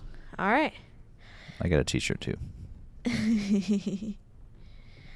All right. Do you know how many of the 27 Maverick allocations you mentioned are going to be trimmers? I don't, because they don't break it out that way. They're all different trim levels, all different motors. We don't know. Like last month we had 18, and it was a perfect break of 30, right around 36%, I think, were hybrid, and then the other were the gas motor, the EcoBoost. And I hate to say anything about what's previewing, because a couple weeks ago, or what was it, last month, that wasn't the case. So I hate to say anything, but most of what was previewing this week for us was hybrid. Yeah. So, and there was 0 trimmers previewing. So. We'll which I thought was weird. So yeah, it can change. So we'll look at it again tomorrow. But it truly depends on what parts they're getting in each month and such like that. So, they say it's supposed to be this percentage, but if one month they get fewer parts than they anticipated, then it could be a lower percentage. Yeah, you never know. Okay, RagnarCon says soon does not imply any particular date, time, decade, century, or millennia in the past, present, and certainly not the future. Soon will arrive someday. Ford does not guarantee that soon will be here before the end of time. Maybe. Do not make plans based on soon, as Ford will not be liable for any misuse, use, or even casual glancing at soon. That's a good definition. There you go. Thank you, RagnarCon. That's funny. Okay.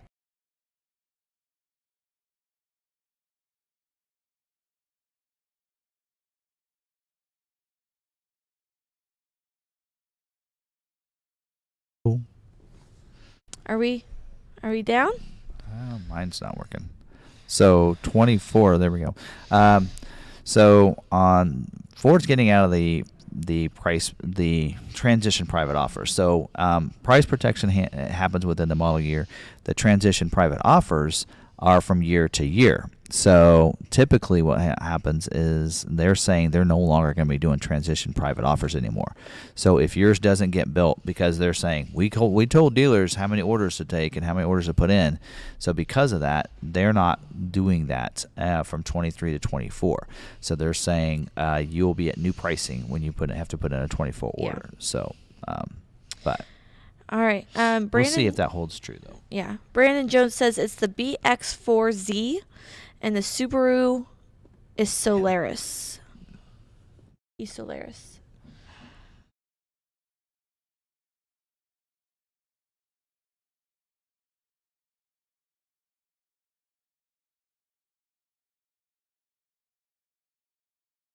It looked like that. Oh, it's cutting in and out. I think it's because you can hear the crunching back there. Maybe, but I think it's I didn't have it right in front of me, so I think I was looking away like this. Yeah. So I'll just be better. We have to be talking good. Into the mic. It might take us a few weeks to get good at remembering this talk right into our mics. Yep. So anyway. Okay. All right. On to our next question. Have y'all received Doras for the Broncos? Doras for the Broncos. I don't know. I mean, those doors have been touch and go. We can always print one when we need to. Yeah. So. Yep. Now that we can print them, it's not as big of a deal to make sure that we have it at the time that it's ordered, or even the next day or so, because we can go back and reprint from the original order date. Yeah. All right. So I don't know if yours is coming up or not. Okay. There it goes. I think mine's good. Yeah. Yep. Lag and sound, so delayed big time. All right. We'll have to do this again. All right. We're going to need to get a new one of these. We're going to have to call them.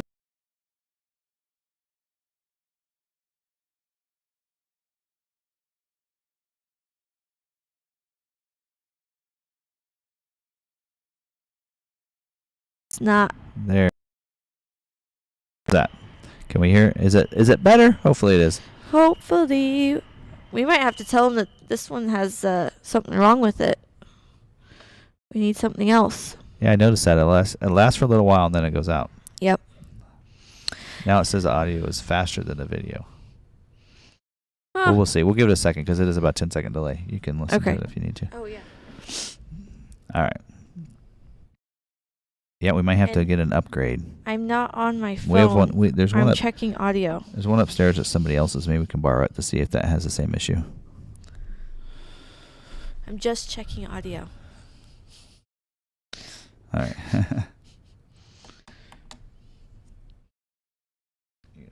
Yeah, we're back to normal now.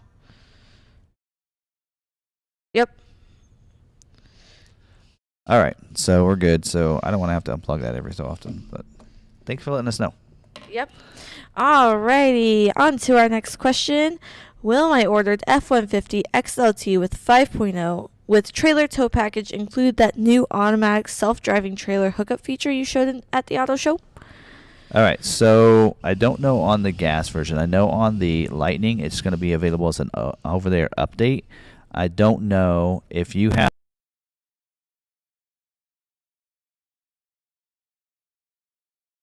I think you would have to have that tow tack package for it to get updated, because if you have the Sync 4, then you can be updated. But I think you would need to have the tow tack package to even have it. So, yeah.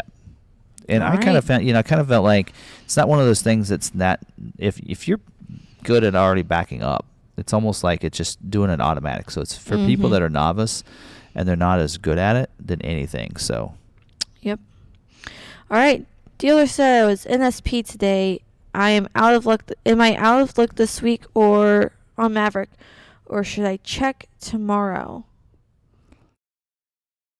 Sucks since they are scheduling all of June. They are not scheduling all of June this week. Yes. Most dealers might use most of their allocations, but not necessarily all of them. So they're not going to schedule. They might try to schedule all of it, but they'll fill in with other slots as well. Yep.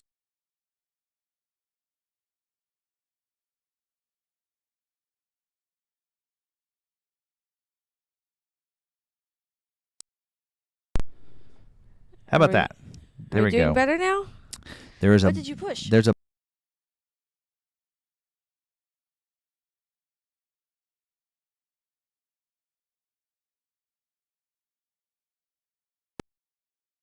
I don't know if I'm going to be able to. Maybe, because we have Tuesday night's a live stream, so we're trying to figure something out with that. And then Monday night I'm supposed to go to a kickoff party, and so I don't know if I can get away from that or not. So if anything, I'm going to be there Monday afternoon. I think I fly in around 2 p.m. and then the party's not till 6 or 7. And so I think I'm required to go to that kickoff party because of I'm getting basically a free ticket to Digital Dealer. I wasn't going to go, but when I could become a host dealer, and then one of the requirements is you have to go to the kickoff party the night before. So that's Monday night. So anyway, we see sound being recorded, guys. So. Yeah, I think it's a little delayed, so it should be coming back in. So. Testing. 1, 2, 3. All right. It looks like it's coming through. But there for a while it was cut out completely. Oh, the sound's back, guys. Yeah. So it again, your guys are a 10-second delay, but thanks for letting us know because we appreciate that. So. Yeah. We're good. Okay. All right. So I don't know what that 48V stands for, but the instructions told me to click on the 48V, and so. Mm-hmm.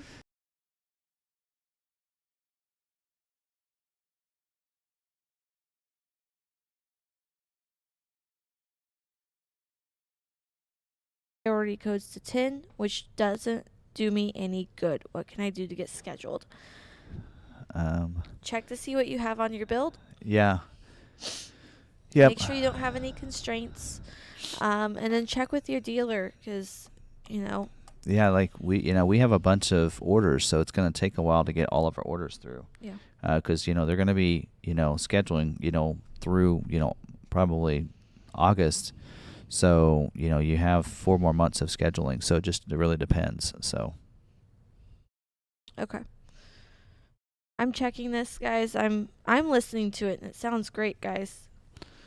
I don't know what's going on.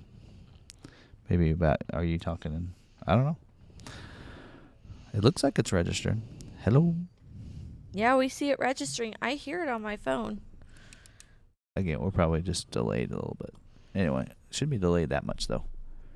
Yeah. Yeah, Missy said you can hear us both now. It's just delayed. Don't talk. 1. It is way delayed again.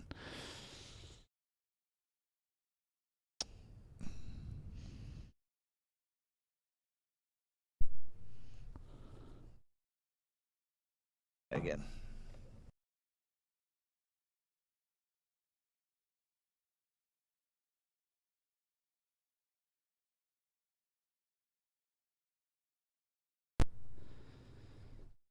All right. How's that? So it seems to be going when I start talking. So yeah, we were having delays earlier when I was recording the teaser video that comes up when you first go into the stream, and it was delayed, and I was Googling all kinds of things for being delayed, and I did everything that it said to do. I don't have a delay in OBS or anything, so I don't know. And then I noticed when I unplugged it and plugged it back in, so evidently it's this system, and then ever so often it'll get delayed again. So that won't work. So we'll get something better before next week. So okay. Anyway, it's coming through. It seems correct now, but if we do get delayed, we may need to just through the. I'll call B&H. Yeah, we may tomorrow. just need to get through the live stream with it slightly delayed this week. Oh, that would drive me nuts. Nobody will watch that. They don't have to watch it. They can just listen to it on the podcast. Yeah, there you go. Just shut your eyes and listen. You won't notice it. As you fall asleep. You'll be fine. Right. Next question. Let's get through these. Okay. Okay.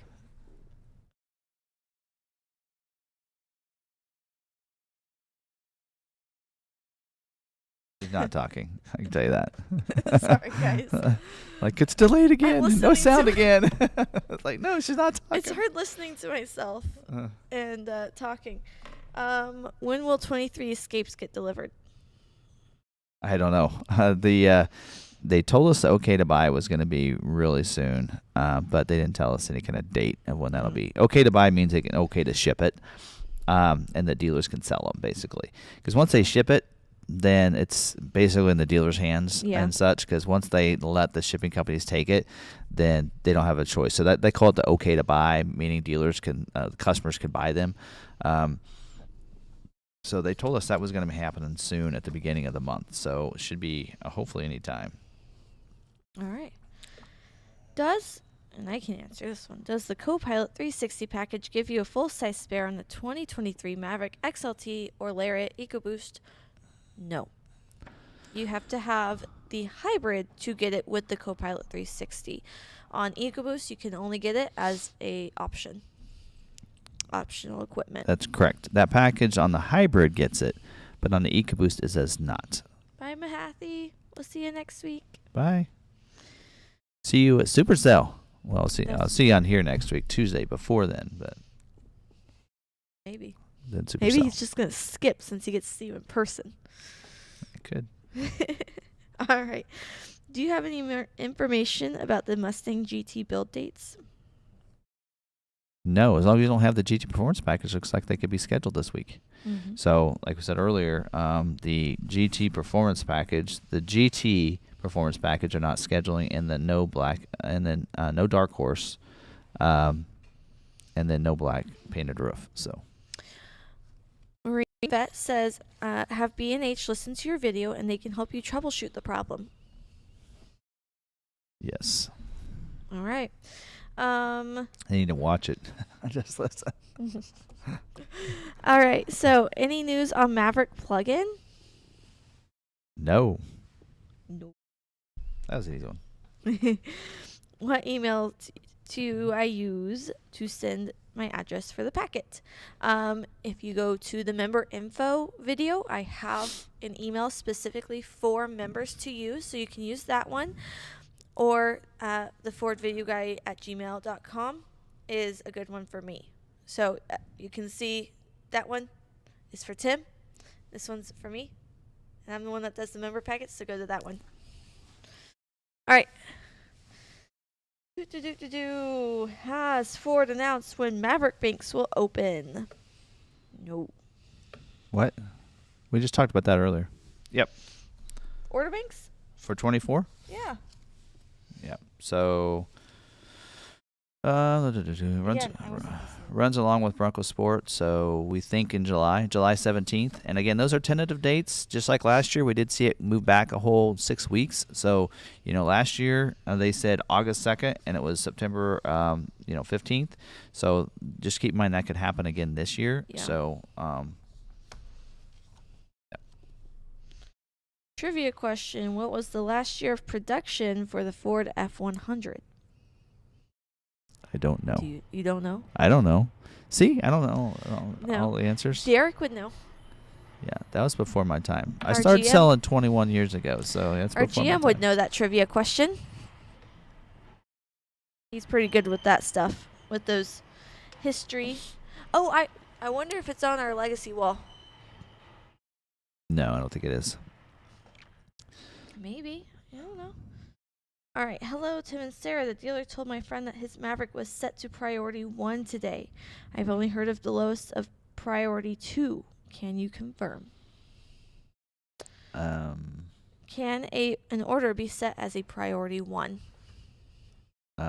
It could be. So the region can give it a 1 or a 2. Typically, we see 1 as being a manually allocated order, like a Raptor or a very limited run vehicle, Shelby, the Dark Horse. Typically, those will be given priority 1s, and 2s usually we see sometimes if an order is being looked at a lot, they'll give it a priority 2 to make sure it really gets priority over the others.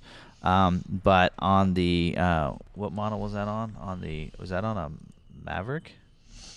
Maverick. And I haven't seen a priority 2 on a new Maverick order. So if it was one of the canceled orders, it might have a priority 2.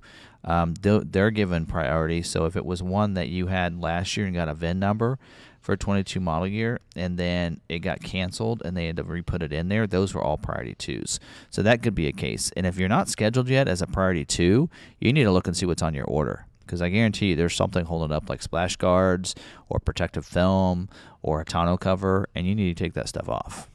So. All right. There you go. Gino gave us the answer. 1983 was the last year for the F-100. Awesome. Did you know it off the top of your head, or did you Google it? I feel like Gino would know that. Yeah, I think he would know that. Yeah. Talked to you a few times. That's the vibe I get from you. Yeah. Your answer was cut off. I have a gas-powered F-150 XLT ordered with the trailer tow package. Will it include the new backup feature? Another YouTube video of Ford rep said it will. Can you confirm?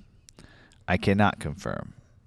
They told us, because when I talked to him, I said, "Hey, this is a great feature." I said it's probably available for coming in 2023, and they said yes. It's on. It's part of the. It's a job 2 for the Super Duty as part of the tow technology package for job 2. And but the vehicle we were riding in was an F-150 Lightning. I said, so it's on the 23 Lightning, and they said yes, but the 22s will get it as an over-the-air update at some point. And I said, because I said, I'm gonna have to get a 23 Lightning because my 22 won't have it then. And he said, no, your 22 should get an update, and you should get it.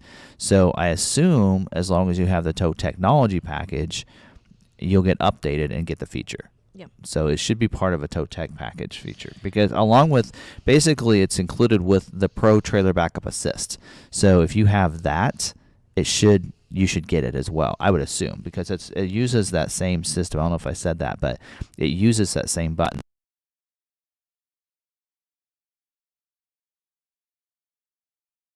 What it uses. So I think we might have just went out again. I don't know. I don't think so. It's still showing up green, and I'm talking, and it's still going. Okay. So I think we're good. But I don't think mine went. I think maybe that topic is cursed. Yeah, maybe. Sorry, we can't answer that anymore. Clean bubble. Anyways, isn't the DORA confirmation that the COVP is complete and that the order is awaiting scheduling? No, DORA just means that your order has been confirmed by Ford. COVP, you don't really get a confirmation except for the people that take care of putting it in. They get an email, I believe. Correct. But DORA just confirms that your order has been submitted and Ford has accepted it. That is, okay. Yeah, I'm going good. Yeah, that's correct. So that DORA is just an acknowledgement of your order. So, all right. You answered that correct. I'm getting good at this. Yep. I'm getting good. So you said Yeah, we're just delayed. We might have to live with it for a little bit longer. We have 2 more questions. Can you still make powertrain changes on unscheduled Maverick orders? Can you change from EcoBoost to hybrid? Yes, you can still do that. I did that today. Yep. And it might help you as well. So. Yeah. All right. If the Maverick order banks open for 2024 in July, and my 23 order hasn't been scheduled yet, how should I know if I should order a 24 Maverick in July if they're still scheduling for 23? Okay, like I mentioned this earlier, so what you'll want to do is when the order banks open up for 24 and your vehicle hasn't been scheduled yet, you order a 24. If then you get scheduled, let's say after that, before they start scheduling 24s, a 23 gets a VIN number, then you would cancel your 24 order. Yeah. So we actually came into this last year as well, so we had to do the same thing. A lot of you wouldn't have known that because you just put in a 23 order, but that's how we had to handle those as well. We did that the same thing with Super Duty and some others. So, Gino says that he had to Google it. Oh, wow! We thought you had that one. All right, that was all of our questions. Yeah, our cable connections are good. And I guess I'm always big into processing how things would work and everything, and I'm not an audio video guy, but I know here's what what's funny is that it's when I unplug it and I first plug this little this router box with the mics plug into it, and then it goes out to our computer. As soon as I turn it off and turn it back on, it's working perfectly for a few minutes, right? And then all of a sudden it stops working and it starts being delayed, which tells me that it's not our cables going in. And what's funny, and if we look, our box actually lights up green circles around it. If we're talking, it goes to yellow, depends on how high we have it, and red. So that is going perfectly with our voice, but then it's not getting translated to OBS. So there's a problem probably in the cord that takes the audio from this box to the computer. Yeah. So either we need a better cord, which might be needed, but that's the cord that the system that it came with. Yeah. So we're using the exact cord that it came with. So either we have a box that's not audio guy. So either it's not the box is not working, the box is bad that it's not transitioning that over, or the cord is bad or something. Yeah. So that would be my only case. I will say the cord's a little short, and maybe it needs to be a better cord. And earlier when I plugged it into my USB 3.0 port, it seemed to do a pretty good job, but I thought it was just that I had unplugged it and plugged it back in. So I plugged it back into the 2.0 here. So it could be the fact that we're not plugged right into the back of the computer because it's way over here into the bottom, and I just maybe need to get a longer cord. So I might see if I have a longer cord and try that out. Can you talk about the Falcon Mini pickup? Falcon Mini pickup. I haven't heard of that. It's probably a April Fool's thing. So I heard. If you have an article, send it to us. We'd love to read it. Yes, and I don't know. And confirm it if it's a true thing for next week. That might be is it true? Make sure you look at the YouTube video and see what day it was posted. If it was April 1st, disregard.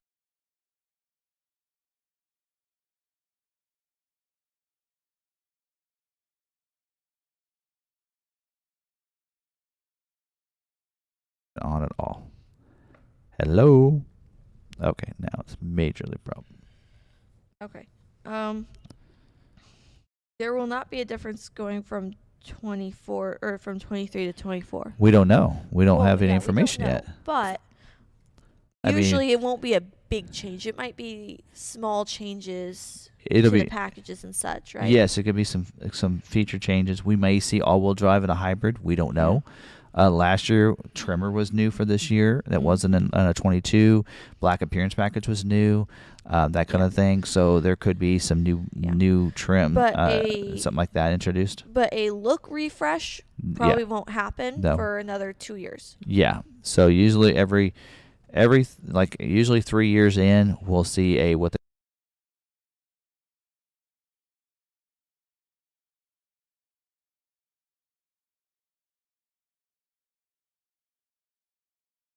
sometimes they'll do little things like the Edge did. They had a different look to the rear of the vehicle, and they had a different dash. But going from that was 2014 to 2015, they changed the headlights on the F-150. Yeah. 2012 got new headlights. So that's how I can tell the difference between an 11 and the 12 was the headlights.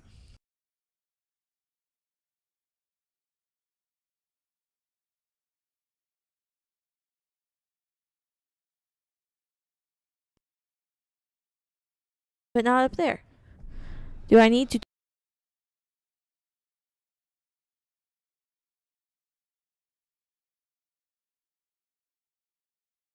It is somewhat picking up, but it's delayed. Again. All right. Well, you know what? We're going to end the stream right here. Yes. All right, guys. Well, I appreciate it. And especially if you lasted this long through our audio issues, apologize. Sometimes you have a hiccup when you add something new. And I did test it out earlier. I tested it out yesterday. I did that video, the teaser video earlier, and I noticed it was delayed, but then I thought I had it fixed. So I guess I didn't have it fixed. We'll get it fixed. I'll probably have it fixed by tomorrow because I'm going to be doing some videos. You can only move forward at this point. That's right. Well, thank you guys. I guess my point was if you've made it this long, then you're a true fan. And I appreciate you guys for sticking around this long. Yes. So thank you very much. And hopefully, good luck to you guys that have an order that you're trying to get scheduled. Mm-hmm. And I wish you good luck this week. And hopefully that gets scheduled. This is usually that first week of the month and this is considered the first week of scheduling for April.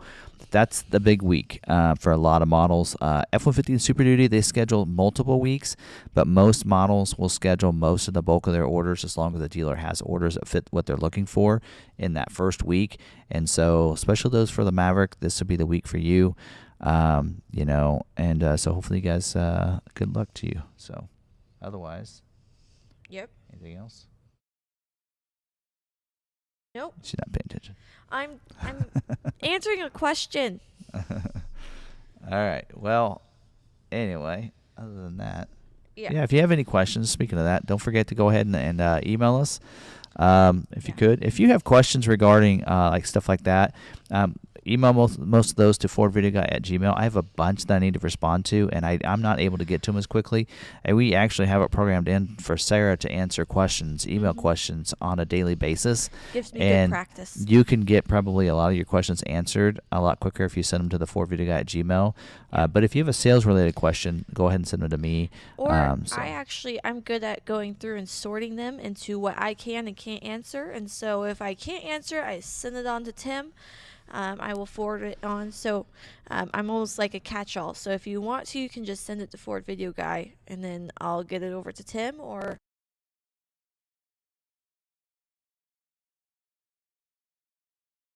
we've lost audio again.